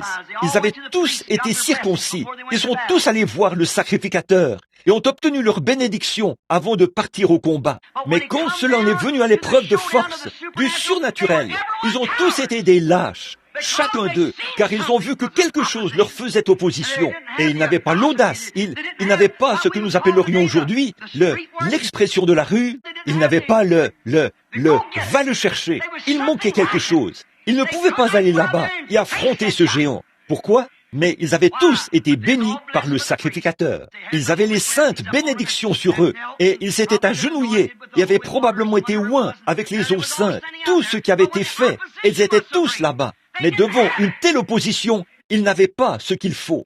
Là se trouvait Saül, le surveillant général, ou l'évêque, qui se tenait là, qui dépassait d'une tête toute son armée. Il a lancé un défi. Goliath l'a fait et a dit, « Si je le tue, alors vous nous servirez. Mais s'il me tue, alors nous vous servirons. » Mais l'opposition était trop forte. Il avait des doigts de 35 cm, ce qui fait 70 cm pour sa main. Pensez-y. Quelle main il avait! Son aiguille, une aiguille de tisserand, comme la lance qu'il avait. Et pensez à la taille que pouvait avoir sa tête, à peu près comme une cuve. Et il y aurait un casque d'airain de 2 ou 5 cm d'épaisseur, posé sur sa tête. Pensez à l'armure, des pièces d'armure comme une de ces fenêtres à jalousie, où il pouvait respirer et se déplacer. C'est ainsi que les armures fonctionnaient, avec la grande cotte de maille posée sur lui, qui pesait peut-être 45 kilos ou 90 kilos, d'airain posé sur sa poitrine, avec une aiguille, une lance dans sa main, peut-être de 10 mètres de long. Ce que l'ennemi peut faire quand il pense avoir l'avantage sur vous, ce qu'il pense pouvoir faire, comment il va s'en vanter. Les jours des miracles sont passés. Tu ne peux pas t'en sortir avec une telle chose. Mais voilà qu'arrive un jeune garçon au teint rosé qui n'avait pas d'expérience théologique, mais il avait eu une expérience. Il savait que Dieu est toujours Dieu. Dieu tient sa parole. Le voici qui arrive. Ça lui a dit, attends, je vais te donner un diplôme de licencié en lettres. Il l'a revêtu de son casque, s'est descendu et ça l'a englouti. Il ne connaissait rien de tout ça. Il a dit, je ne connais rien de ce genre de choses-là. Il a dit, je ne sais pas, mais je sais une chose. Avez-vous peur d'aller combattre ce géant? Et vous vous tenez ici, et vous prétendez être l'église du Dieu vivant, et vous laissez cet incroyant incirconcis se tenir là-bas et se vanter comme ça? Il a dit, j'irai le combattre. Oh, nous avons besoin d'hommes comme ça aujourd'hui, des hommes qui ont eu une expérience. Qu'a-t-il fait? Qu'a fait le petit David de Bethléem? Il est allé là-bas combattre le géant. Le géant l'a maudit au nom de ses dieux. Dieu au pluriel. Maudit au nom de ces géants ou de ces dieux. Il est allé là-bas et a dit, aujourd'hui, je vais m'emparer de toi à l'aide de ma lance et suspendre ta carcasse là-haut dans l'arbre et laisser les oiseaux la manger. Il a dit, tu marches contre moi en Philistin, au nom d'un Philistin, avec une armure et une lance. Mais moi, je marche contre toi au nom du Seigneur Dieu d'Israël. Qu'est-ce que c'était? La parole. La parole. Je marche contre toi avec la parole. Il a dit, aujourd'hui, je vais te couper la tête de sur les épaules. Ce géant a ri et s'est avancé contre lui. Et David n'a pas reculé. Il s'est avancé contre lui, lui aussi. Il n'y avait qu'un seul petit endroit et Dieu a dirigé sa pierre. David, étendu là, quelqu'un en fuite, pensez à cela, que c'était une grande victoire. Puis, il a dû se mettre à penser aux psaumes. Comment parfois, là-bas, dans les montagnes, il s'allongeait et pensait à Dieu. Il a dit qu'il avait attaché ses commandements au poteau de son lit, à ses doigts, et partout où il allait. Je garde toujours le Seigneur devant moi, toujours, et je ne chancellerai pas. Il gardait Dieu devant lui. Et les grandes victoires qu'il avait eues, quand il était inspiré de la sorte, C'était un psalmiste. Il se levait d'un bond, prenait sa plume, écrivait les psaumes et les chantait. Il entrait dans l'esprit et dansait, et dansait, et dansait par l'esprit. Oh, il devenait si emporté dans l'esprit, écrire ses psaumes le faisait danser par l'esprit. Et il a dû penser à différents psaumes. L'Éternel est mon berger. Je ne manquerai de rien. Il me fait reposer dans de verts pâturages. Le psaume 23. Il me dirige près des eaux paisibles. Il restaure mon âme. Oh, il me conduit dans les sentiers de la justice à cause de son nom. Et quand je marche dans la vallée de l'ombre de la mort, je ne crains aucun mal. Tu es avec moi. Et pendant qu'il pensait à ces choses, ce devait être un jour torride. Il avait soif, il avait chaud et transpirait. Il pouvait regarder tout en bas dans la vallée, depuis le sommet des montagnes, du côté est ou du côté ouest, ou c'est du côté est de la ville. Quand il regardait en bas et voyait où étaient tous les Philistins là-bas, des milliers l'entouraient. Il a vu ce vieux puits où il buvait autrefois. Oh, il a commencé à penser à un matin où il prenait ses brebis, qu'il sortait pour les nourrir. Il passait par ce vieux puits parce que c'était un bon point d'eau. Et là, il allait là-bas et il buvait de l'eau et il buvait. Il laissait ses brebis s'abreuver. Là, à Bethléem, où il abreuvait ses brebis. C'est exactement là où Dieu abreuve encore ses brebis aujourd'hui. Là, à Bethléem, de sa bonne eau fraîche. Il s'est écrié, « Si seulement je pouvais encore boire de ce puits. » Je vais terminer maintenant. Écoutez bien, si seulement je pouvais avoir une gorgée d'eau. Au fond de lui, il s'est écrié, « Si seulement je pouvais boire encore une fois de ce puits de Bethléem. » Ses désirs étaient un ordre pour ceux qui l'aimaient. Souvenez-vous, son âme désirait ardemment une gorgée de cette eau. Et pour ceux qui l'aimaient, son moindre désir était un ordre. On nous dit trois de ces hommes se sont réunis, de grands hommes. L'un d'eux en a tué 800 à lui seul. Un autre a sauté dans une fosse et a tué un lion.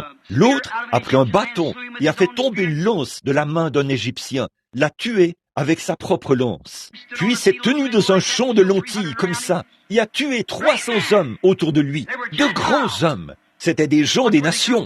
Remarquez d'où ils viennent. David est ici un type de Christ, Bethléem, car Christ est le fils de David. Le voici qui se tient là, réclamant une gorgée de cette eau. Et son désir était un ordre, comme je le disais, pour ceux qui l'aimaient. 3 de ces hommes ont dégainé leur épée et ont combattu des hommes sur une distance de 25 kilomètres pour se rendre à cette ville, tandis que d'autres montaient la garde et combattaient. Ces Philistins étaient de vaillants combattants. Certains d'entre eux faisaient 2 fois la taille de ceux-là. Mais ces derniers étaient des hommes vaillants qui savaient se battre. L'un d'entre eux a tué à lui seul 800 hommes qui l'entouraient en un jour. C'étaient de grands hommes. Ils faisaient confiance à Dieu. Ils avaient foi en leur chef. Et ils se sont taillés un passage jusque là-bas. Et pendant que certains d'entre eux combattaient, l'autre a pris un seau d'eau. Puis, ils se sont taillés un passage de retour et ont combattu des hommes sur une autre distance de 25 kilomètres. Et ont apporté cela à David pour qu'il puisse le boire. Voici, Christ est représenté ici, à la fois comme roi et guerrier. Parce qu'il s'est taillé un passage. Il a brisé les lignes de l'ennemi de la mort. Il a brisé les lignes de l'ennemi, eh bien, afin que nous puissions avoir la vie éternelle, les eaux de la vie éternelle. Il a même traversé la mort. Il a goûté la mort. Il a souffert la mort. Et il est revenu pour que nous puissions avoir la vie éternelle. Il est à la fois roi et guerrier. Nous n'avons rien vaincu. C'est déjà vaincu. Nous n'avons jamais vaincu la mort. Il a vaincu la mort pour nous. C'est notre David de ce jour-ci. Il a vaincu la mort. Le pain et l'eau de Bethléem. Bethléem était le centre. Vous, les historiens, vous savez que c'était le centre. C'était un pays avec du blé en abondance. Grâce à l'irrigation et tout ça, ils pouvaient avoir de grandes récoltes de blé. Et c'était aussi la meilleure eau. C'était le centre du pain est le centre de l'eau de la Palestine. Et aujourd'hui, peu importe combien d'organisations nous avons, combien d'autres soi-disant frères, et peut-être qu'ils le sont, Christ demeure la Bethléem du croyant. Il est le lieu du pain et de l'eau. Méthodistes, c'est bon pour vous. C'est bon pour vous les baptistes, les pentecôtistes, le reste d'entre vous. C'est un seul endroit, c'est Bethléem. C'est de là que viennent le pain et l'eau de la vie. Oui, le voici notre pain. Le pain est l'eau de Dieu pour nous. Il est le centre, le seul endroit où vous pouvez venir et l'obtenir. C'est de lui, la maison de Dieu, dans la personne de Jésus-Christ, notre Bethléem. Le pain est les eaux de la vie éternelle. Et il est la parole faite chair. Voici la parole, le pain est l'eau de la vie. Hébreux 13:8 dit, il est le même hier, aujourd'hui et éternellement. Cela fait de lui notre Bethléem, notre lieu de pain et d'eau, le seul lieu de la vie éternelle. Remarquez, David, en recevant les eaux, il ne les a jamais bues. Il a dit, que Dieu m'en garde. Ceci est le sang de ces hommes qui ont mis leur vie en danger pour aller là-bas et lui rapporter à boire. Observez, il l'a versé sur le sol en guise d'offrande à Dieu. Amen. Homme, frère, élevez votre foi un instant là. Il a refusé de la boire lui-même. Il l'a versé sur le sol en guise d'offrande à Dieu. Comme cela reflète bien Jean 3:16, où Dieu a tant aimé le monde qu'il a donné son Fils unique. Jésus, le prince de la vie, est venu ici. Il n'avait pas à mourir. Il a vaincu lui-même la mort et a versé le sang de sa propre vie sur le sol. Amen. En guise d'offrande pour notre péché. Il est notre rocher frappé. Sur le sol, son précieux sang que Dieu lui a donné. J'ai entendu quelqu'un dire l'autre soir, dans un message, qu'ils en sont venus à, je crois que c'était Billy Graham, hier soir.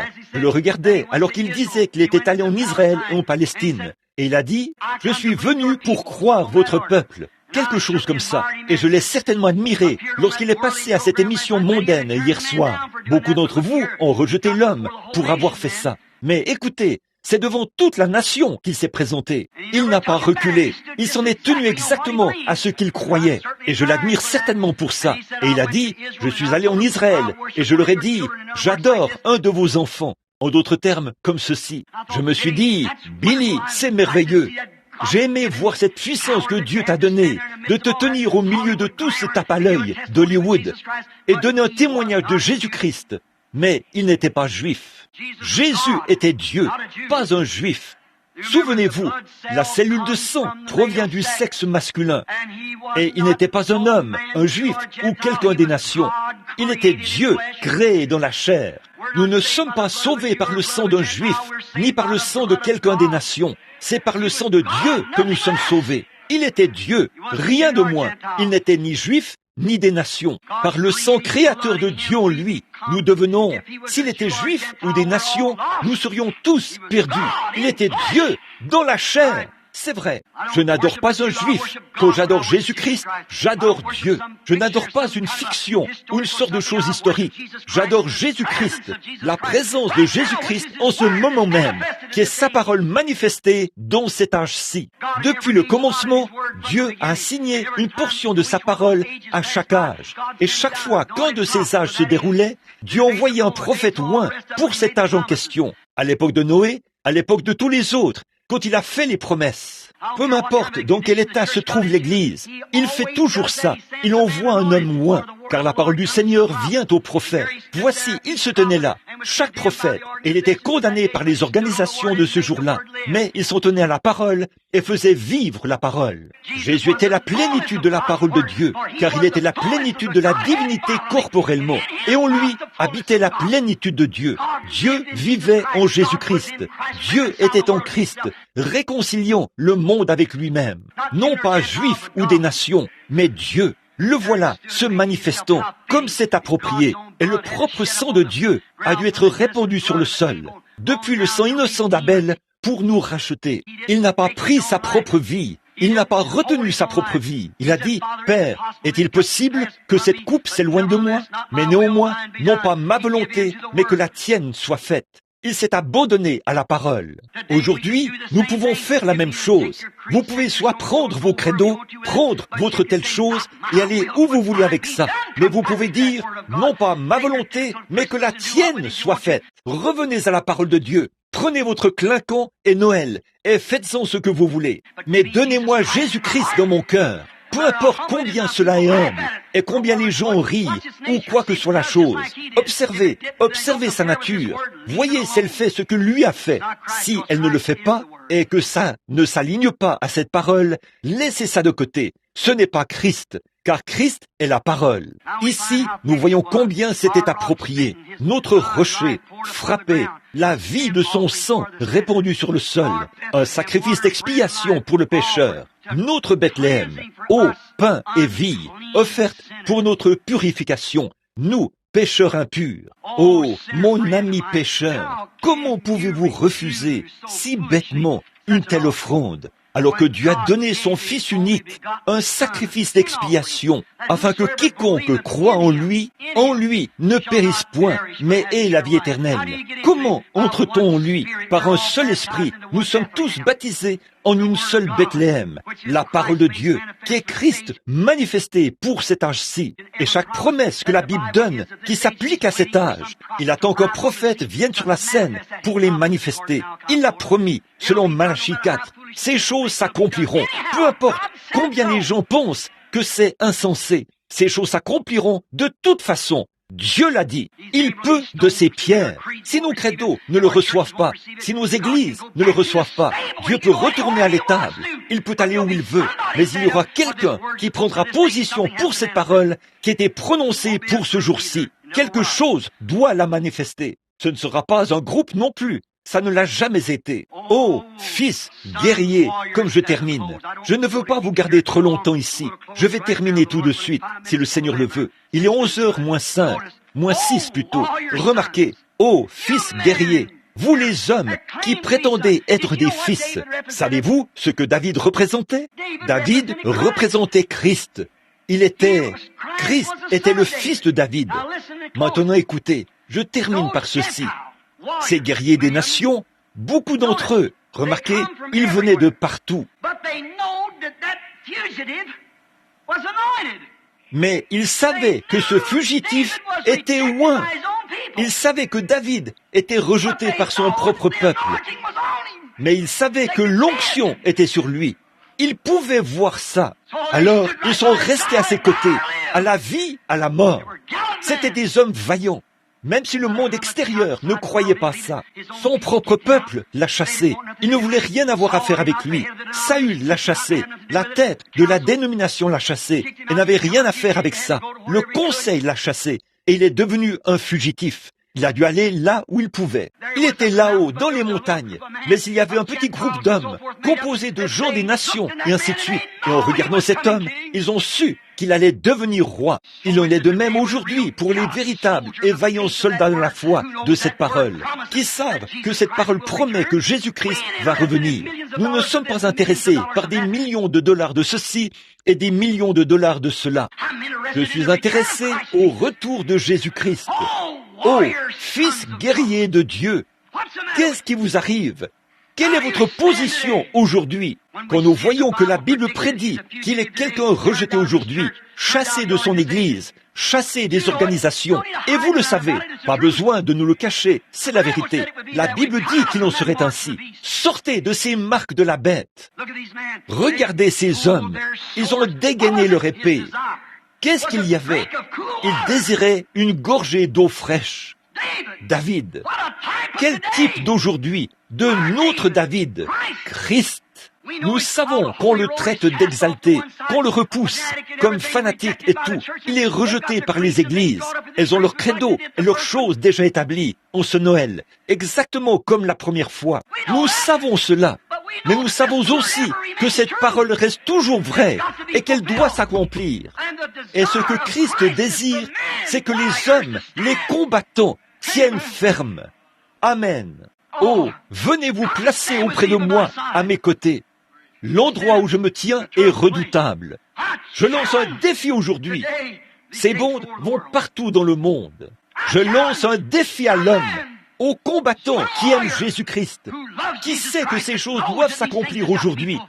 Frères, venez vous placer à mes côtés et dégainer la parole de Dieu. Oubliez ces citernes desséchées et ces dénominations stagnantes dans lesquelles vous vivez. Dégainez la parole fraîche de Dieu. Donnons à Jésus une bonne gorgée d'eau fraîche de la Pentecôte.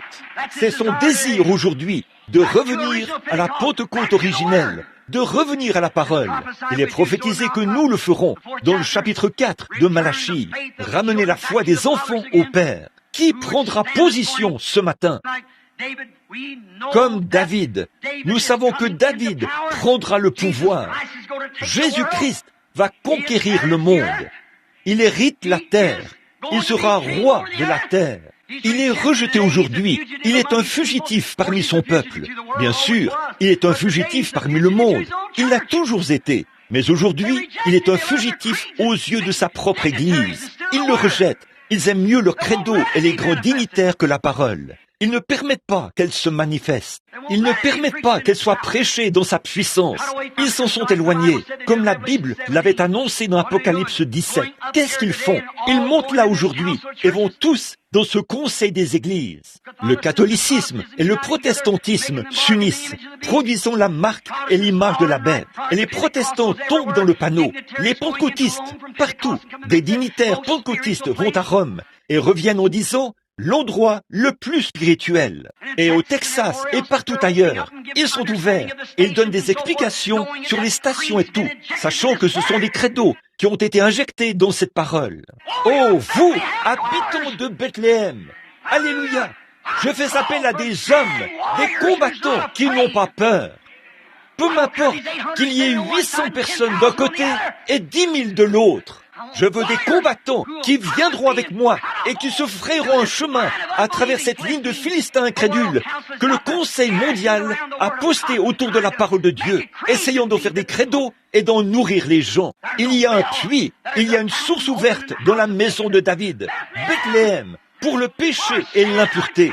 Frère, le péché, c'est l'incrédulité à l'égard de sa parole. Qui est le combattant qui peut voir venir le millénium? Quel combattant peut voir ce grand Saint-Esprit venir sous la forme de Jésus-Christ, le corps littéral de Christ qui reprend le pouvoir? Venez vous placer auprès de moi. Venez vous placer auprès de moi. Taillons-nous un passage à travers ce credo dénominationnel. Allons-y, fonçons. Il désire ardemment une bonne gorgée d'eau fraîche de la Pentecôte originelle. Pas un tas d'excitation, de cris, de hurlements. Là, je veux dire un véritable baptême du Saint-Esprit qui produit la vie de Jésus-Christ dans la personne. Pardonnez-moi si je vous ai blessé. Non, ne faites pas ça. Je fais ceci au nom du Seigneur Jésus. Revenez, prenez position, vous, les hommes vaillants, qui voient David se tenir là-bas. Jésus-Christ, quelqu'un rejeté par son Église, exclu par leur credo. Il y a une source fraîche qui se trouve là-bas. Amen. Il y a de la puissance pour faire revivre cette parole. Il est prophétisé qu'en ce jour-ci, cela va s'accomplir. Dieu a dit que ça s'accomplirait. Cela doit s'accomplir. Vous n'y arriverez jamais dans l'armée dans laquelle vous êtes maintenant. Vous placez une garnison autour de vous-même, pentecôtiste, avec le reste des organisations, et vous en faites un credo. Oh, homme de Dieu, où est cette épée? Notre Seigneur désire une gorgée d'eau fraîche. Peu m'importe s'il faut mourir ou vivre. Taillons-nous un passage à travers cette chose. C'est si difficile de se tenir tout seul. J'appelle des hommes à se placer auprès de moi, à s'en tenir à la parole. Ce que cette parole dit, faites-le exactement comme elle le dit. Peu m'importe ce que disent les autres, laissez-la telle qu'elle, car c'est la seule chose qui taillera. Allons à Bethléem, la véritable eau de Dieu. Si un homme demeure en moi, et moi en lui, si vous demeurez en moi, et que mes paroles demeurent en vous, demeurez, pas sauter d'un endroit à l'autre, et changer sa carte de membre des unitaires aux binitaires, puis aux trinitaires, et revenir aux presbytériens, aux luthériens. Demeurez en moi, et il est la parole. Mes paroles demeurent en vous. N'ayez pas peur de 800 ou de 8 millions. Je me tiendrai à vos côtés. Je désire boire de ce puits de nouveau. Dieu aura un peuple qui boira de ce puits. Alléluia. Vous allez peut-être penser que je suis fou, et peut-être que je le suis. Alors, je suis fou de Jésus-Christ et de sa parole. Si je dois être traité de fou, que je sois traité de fou pour sa parole. Je n'ai jamais été contre les hommes dans ces organisations. Je suis contre ce système qui exclut la parole de Dieu. Taillons-nous un passage, guerriers, placez-vous auprès de nous, entrons dans ce puits, il est notre Bethléem. Ces vieilles citernes, le Conseil mondial des églises qui s'organise maintenant, rétablissons la parole de Dieu fraîche, pas une dénomination, n'acceptons pas un credo. Ce sont de vieilles citernes d'eau stagnantes qui sont tombées il y a 40 ans, il y a 20 ans, il y a 30 ans ou bien l'année dernière. Je veux la parole de Dieu qui est promise pour aujourd'hui. C'est l'eau qu'il veut que je boive. Cette parole pour aujourd'hui, c'est une petite Bethléem. C'est rejeté. Je sais, c'est juste comme vous pensez. Eh bien, Simon, oui, c'est vrai. Il pensait qu'il aurait dû naître à Jérusalem. Il pensait qu'il aurait dû naître là, où se trouvaient les chefs de leur dénomination. Mais il s'est détourné de tout ça. Il est venu vers le nom Bethléem, car c'est ce qu'il était. Alléluia! Il ne vient pas pour les méthodistes, les baptistes, les presbytériens ou les pentecôtistes. Il vient pour l'épouse, Jésus-Christ. C'est pour elle qu'il vient. Cela peut vous sembler étrange, mais croyez cela. Vous voyez ces types? Ils ne peuvent venir que par la parole. C'est le seul endroit où ils pouvaient naître. C'est par cette Bethléem. C'est pour ça qu'il fallait que ce soit cet humble petit endroit. Il doit en être ainsi ce matin. Ce doit être de la même manière, par la parole promise. Oui, monsieur, le conseil des églises philistines qui s'organise maintenant, posté partout autour de notre Bethléem. En ce Noël, ils ont placé des garnisons autour, partout. Tout est décoré avec le clinquant du monde. Oh, nous allons apporter la paix dans le monde. Le pape Luther, Jean, ou quel que soit son nom, va se réunir avec tous les grands évêques de l'Église. Le Conseil des Églises unies et le Conseil mondial vont se réunir. Comment deux hommes peuvent-ils marcher ensemble s'ils ne sont pas d'accord? Amen. Il n'y en a qu'un avec qui vous pouvez marcher, c'est Jésus-Christ. Comment pouvez-vous marcher avec lui quand vous êtes d'accord avec qui il est, la parole? Ne laissez pas cela vous échapper. Peu m'importe combien de clinquants ils ont, vous devez faire ceci, sinon nous fermerons votre église. Peu m'importe ce qu'ils ferment, ça n'a rien à voir avec la parole. Oui, monsieur. Où allez-vous? Exactement ce que la parole a dit que vous feriez. Vous retournez directement là, vêtus de choses clinquantes du monde, avec toutes sortes de promesses du monde. Mais c'est à des millions de kilomètres de la parole. Le voilà aujourd'hui. Noël encore, pour nous priver de la promesse de la parole. Mais elle s'accomplira. De ces pierres, Dieu peut susciter des enfants à Abraham. Ah, ils essayent de priver les véritables et authentiques habitants de Bethléem d'avoir la vie éternelle. C'est ça leur but. Levez-vous, fils et combattants, taillons-nous un passage vers notre Bethléem originel. Souvenez-vous, quand David est monté sur son trône, ces hommes l'ont soutenu parce qu'ils savaient qu'il allait monter sur le trône. Ils savaient que David allait monter sur le trône, peu importe combien il était rejeté. C'était le pire fugitif du pays. Et c'est pareil pour la véritable parole de Dieu ce matin. Elle est étrangère aux organisations. Regardez ce qu'ils ont fait. Ça vous le montre clairement. Les gens essaient de dire, frère Branham, vous tapez sur l'Église. Je tape sur ces systèmes. L'Église, c'est Jésus-Christ, pas un système. Et aujourd'hui, regardez ce qu'ils ont fait. Regardez ce qu'ils font. Vous pouvez voir ce qu'ils font. Ils essaient d'empêcher les gens de recevoir cela. Ils placent de plus en plus de garnisons autour de ce puits pour être sûrs que personne n'y boira. Mais, ô guerriers de Dieu, je crois que Jésus-Christ viendra un jour dans la gloire. Je crois qu'il viendra s'asseoir sur le trône de son père David. Bien qu'il soit rejeté, sa parole ce matin est rejetée par son propre peuple. Comme David l'était. Les organisations ont refusé sa parole. Elles ont refusé. Quand Dieu vient et confirme sa pure parole, ne me dites pas le contraire. Depuis des années, partout dans le pays, il s'éloigne de plus en plus d'elle. L'autre jour, je parlais de Jacqueline Kennedy. Combien de fois je vous ai reprise, vous les femmes, parce que vous vous coupez les cheveux, que vous vous maquillez, que vous, les femmes pentecôtistes, vous vous coupez les cheveux, alors que Dieu a dit que c'est vous faites de vous une vulgaire prostituée quand vous le faites. Et selon Dieu, votre mari n'a plus le droit de vivre avec vous. Une femme qui se coupe les cheveux déshonore son chef, qui est son mari. C'est exact. Qu'est-ce que j'en dis? Et vous me reprenez à ce sujet. J'ai des lettres. Espèce de vieux détraqués. C'est bon, ils ont traité Élie du même nom. Chaque parole de Dieu, ils l'ont traité. Chaque fois que la parole vient, ils la traitent de... L'autre jour, quelqu'un a dit, « Eh bien, nous croyons que vous êtes un prophète. » Je n'ai jamais dit ça. Je ne le dis pas. Je ne suis pas un prophète. Je ne suis que le serviteur de Dieu qui essaie de vous dire la vérité. C'est tout. Je vais vous dire une chose. La parole de Dieu appuie cela. Il a dit, les filles de Sion, la branche qui échappera en ce jour-là à toute cette contamination sera glorieuse aux yeux du Seigneur. Taillez-vous un passage, les femmes. Vous avez aussi un passage à tailler. La mondanité d'Hollywood et les cinémas et tous ces trucs de la télévision que vous essayez de prendre pour modèle, de vous habiller sexy là dans la rue. Et quelqu'un a dit, eh bien les gens veulent que vous leur enseigniez comment recevoir le Saint-Esprit. Et comment recevoir? Vous dites que vous avez le Saint-Esprit, puis vous reniez la parole. Votre vie prouve que vous ne l'avez pas. Voyez, là, je ne suis pas fâché. Je vous dis simplement la vérité. Examinez-vous et voyez. Paul a dit, si un ange du ciel enseignait autre chose, qu'il soit anathème. Galates 1:8. C'est vrai. Qu'en serait-il si Jacqueline Kennedy, elle a donné le ton aux femmes, avec toutes ces coiffures qui donnent un air d'hydrocéphale, et ces choses qu'elle porte, toutes ces robes sexy, et comme ces robes de maternité et tout ça. Toutes les femmes du pays veulent les porter. Vous, les pentecôtistes aussi, écoutez, Jacqueline Kennedy n'a jamais entendu un message comme celui-ci. Si elle l'avait entendu, elle se serait peut-être repentie depuis longtemps. Mais vous, les femmes pentecôtistes, vous l'entendez jour après jour, année après année, et vous ne faites rien à ce sujet. Alléluia! Dieu en aura assez un de ces jours. Dieu en aura assez.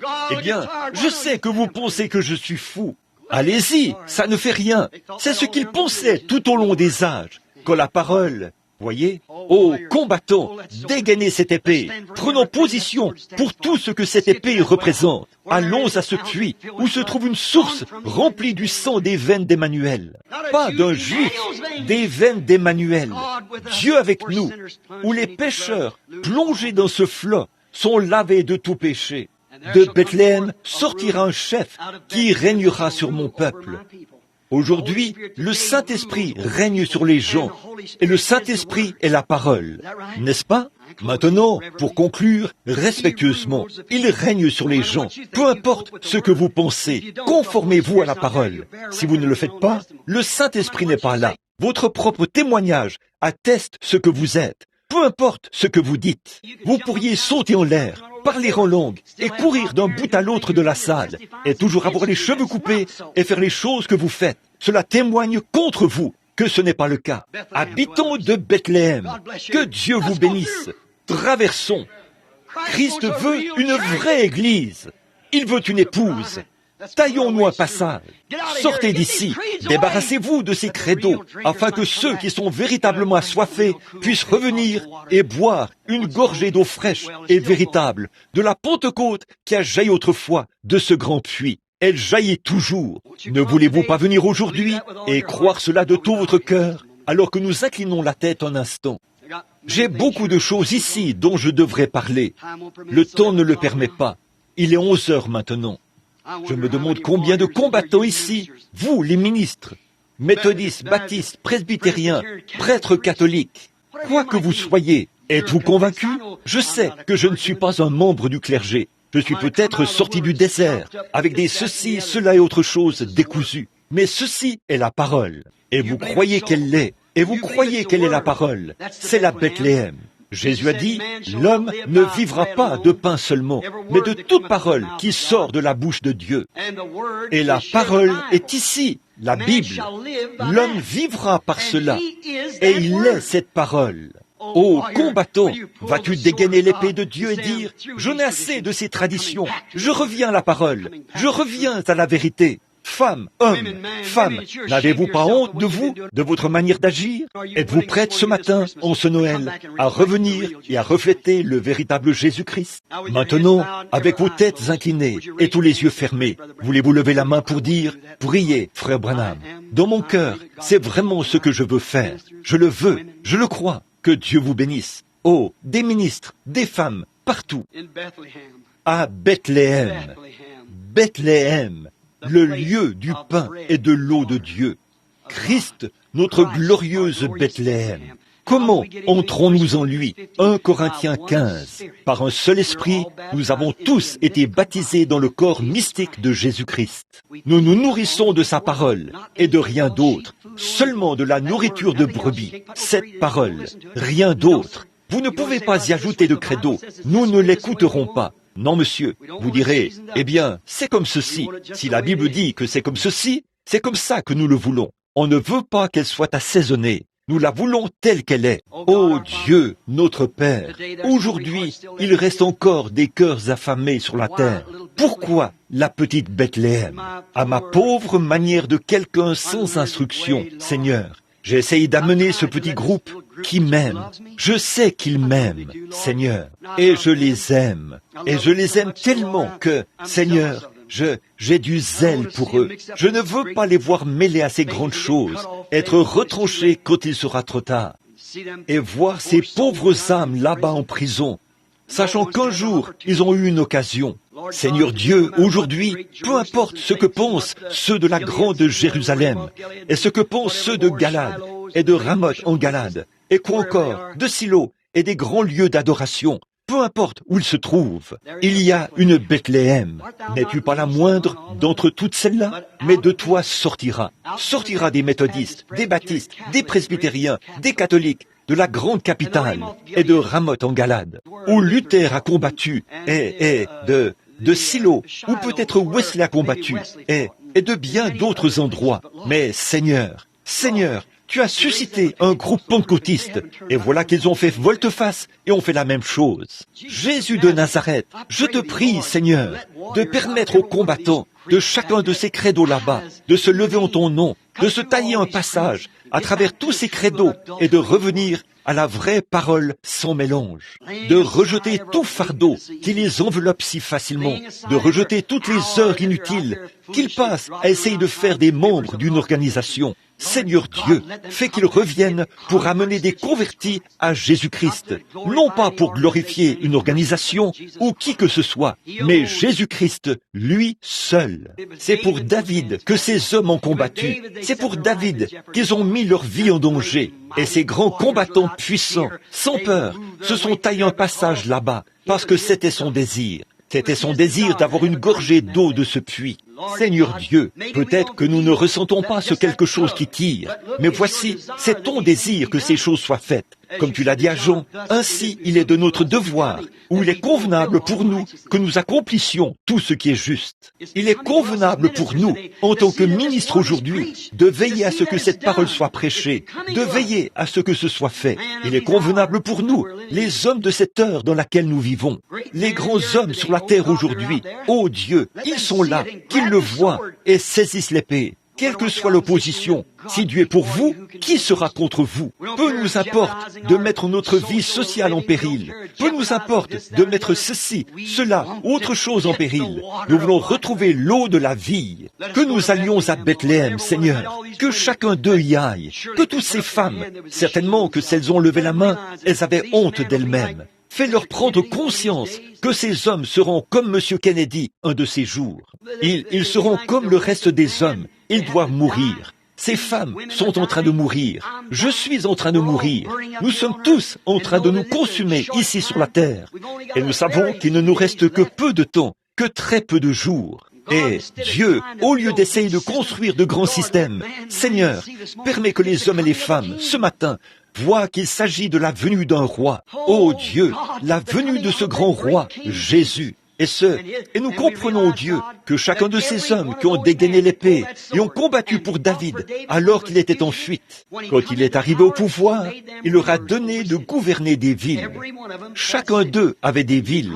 Et tu as promis dans la Bible que nous aurions des villes. Ô Dieu, en tant que gens des nations, devenus héritiers par la lignée des gens des nations, afin que nous participions à sa sainteté et à sa justice. Permets aujourd'hui que nous, Seigneur, en tant qu'hommes combattants, prenions cette parole, sachant que ceux qui prennent position pour lui en cette heure, ils gouverneront des villes. Non pas que nous voulions être des chefs, mais nous voulons être tes serviteurs, Seigneur. Ô Dieu, nous voyons la vision de cette petite minorité, de ce petit groupe, de ce qu'on appelle le fanatisme dans le... Paul a dit en son jour, selon la voie qu'on appelle secte, folie, C'est là que je veux combattre, Seigneur. Ta parole est la vérité. Et tu es la parole, le même hier, aujourd'hui et éternellement. Ô Dieu, oins-nous de ta parole et accomplis ta parole promise pour ce jour-ci. Puissions-nous quitter ce bâtiment ce matin en tant qu'instrument resplendissant de Dieu. Puissions-nous avancer avec l'épée, qu'elle scintille dans les airs, pour retrancher tout fardeau et tout le reste, jusqu'à ce que nous puissions ramener les gens à Christ et apporter de l'eau fraîche à notre Seigneur. Plutôt que ces vieux credos stagnants, que les gens boivent à la source, une véritable bénédiction de Pentecôte fraîche et rafraîchissante, afin que cela puisse bénir son cœur et le ramener parmi nous. Accorde le Seigneur. C'est au nom de Jésus que je prie. Pendant que nous avons la tête inclinée, si le pianiste ou l'organiste, quel qu'il soit, veut s'avancer à l'orgue, au piano, je veux que nous chantions doucement ceci. Il y a une source remplie du sang des veines d'Emmanuel. Tout pécheur plongé dans ce flot. Pécheur, qu'est-ce qu'un pécheur? Un incroyant. Les incroyants plongés. L'incrédulité à l'égard de quoi? La parole. Oh, ces Juifs, ils ne voulaient pas croire qu'ils étaient des incroyants. Ils pensaient être sauvés. Mais Dieu savait qu'ils avaient besoin d'un sauveur. Ils priaient pour un guerrier. Dieu leur a donné un bébé, un sauveur. Ils savaient ce dont ils avaient besoin. Voilà leur cadeau de Noël. C'est ce dont vous avez besoin aujourd'hui. C'est ce dont j'ai besoin aujourd'hui. Un sauveur pour mon incrédulité. Un sauveur pour votre incrédulité. Pendant que nous chantons, prions à ce sujet maintenant dans notre cœur. Priez sincèrement, s'il vous plaît, Église. There is a fountain filled with blood drawn from Emmanuel's vein, and sinners, unbelievers, not a church member now. That's where church members plunge. Lose all their guilty stain. Lose all their guilty stain. Oh, lose all their guilty stain. And sinner. Seigneur Jésus, je te prie maintenant de nous recevoir. Je me place ici même avec ce groupe, Seigneur. Retire de moi toute mon incrédulité, Seigneur.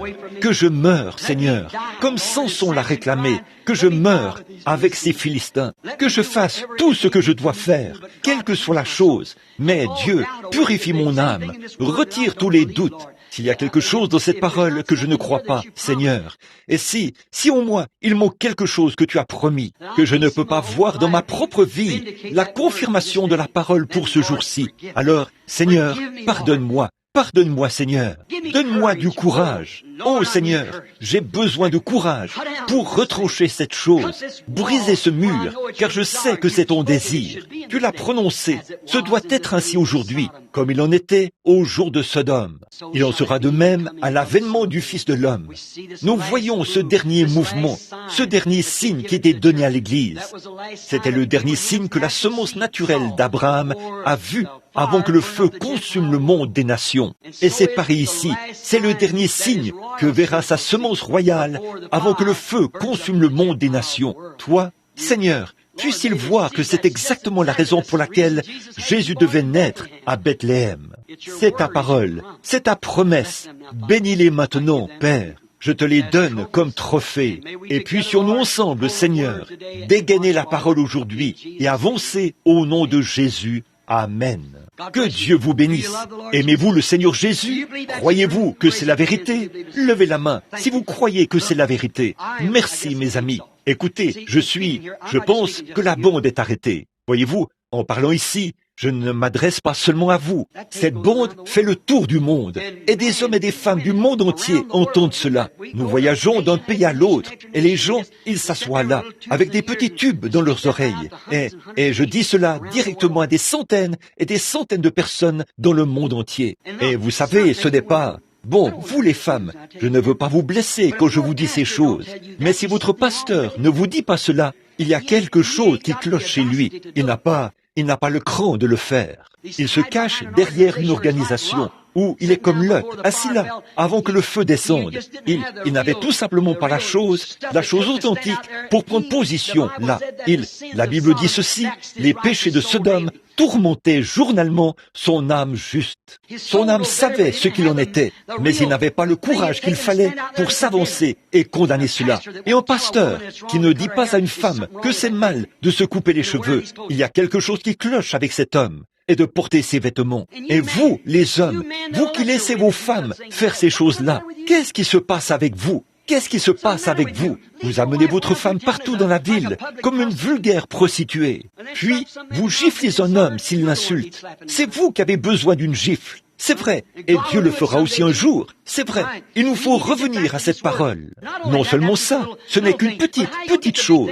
Mais comment allez-vous obtenir les grandes choses si vous refusez les petites? Comment pourrez-vous apprendre l'algèbre si vous ne connaissez pas l'alphabet? Vous ne pouvez pas compter jusqu'à 10. Comment allez-vous connaître vos mathématiques? Il faut commencer par le bas. Vous essayez de commencer par le haut. Descendez ici et commencez correctement. C'est le moment de le faire maintenant, à Noël. C'était la naissance de Christ. Que Christ naisse en nous. Qu'est-ce que Christ? Christ est la parole. Combien le savent? Au commencement était la parole, et la parole était avec Dieu, et la parole était Dieu. L'autre jour, quelqu'un a dit, Frère Branham, vous, les gens savent que vous êtes misogyne. Je ne le suis pas.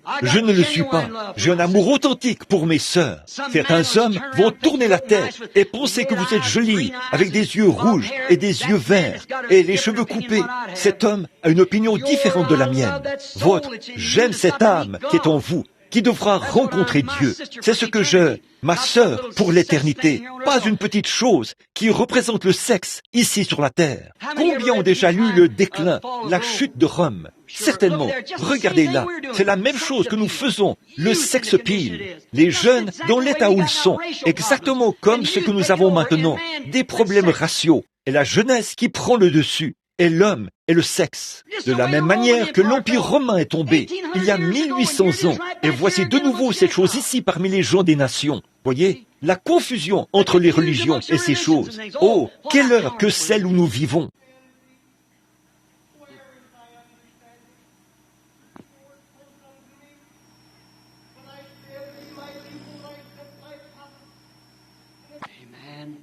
Amen. Le Seigneur Dieu a parlé. Je crois cela.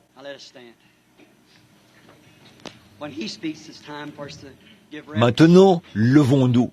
Quand il parle, c'est le moment pour nous d'avoir de la révérence. Pardon? Par la grâce de Dieu et par l'aide de Dieu, je suis plus déterminé que jamais à m'en tenir à cette parole et à faire de mon mieux, avec l'aide de Dieu, pour de nouveau tailler un passage jusqu'à Bethléem, où les habitants de Bethléem pourront boire de cette source. Combien veulent se joindre à moi? Levez la main pour dire, je promets à Dieu de le faire. Que Dieu vous bénisse. Maintenant, inclinez la tête un instant, et je crois qu'un frère ici, frère Jeffries, avance-toi ici. Il va terminer la réunion pendant que nous inclinons la tête en prière. Si vous le voulez bien, très bien, frère.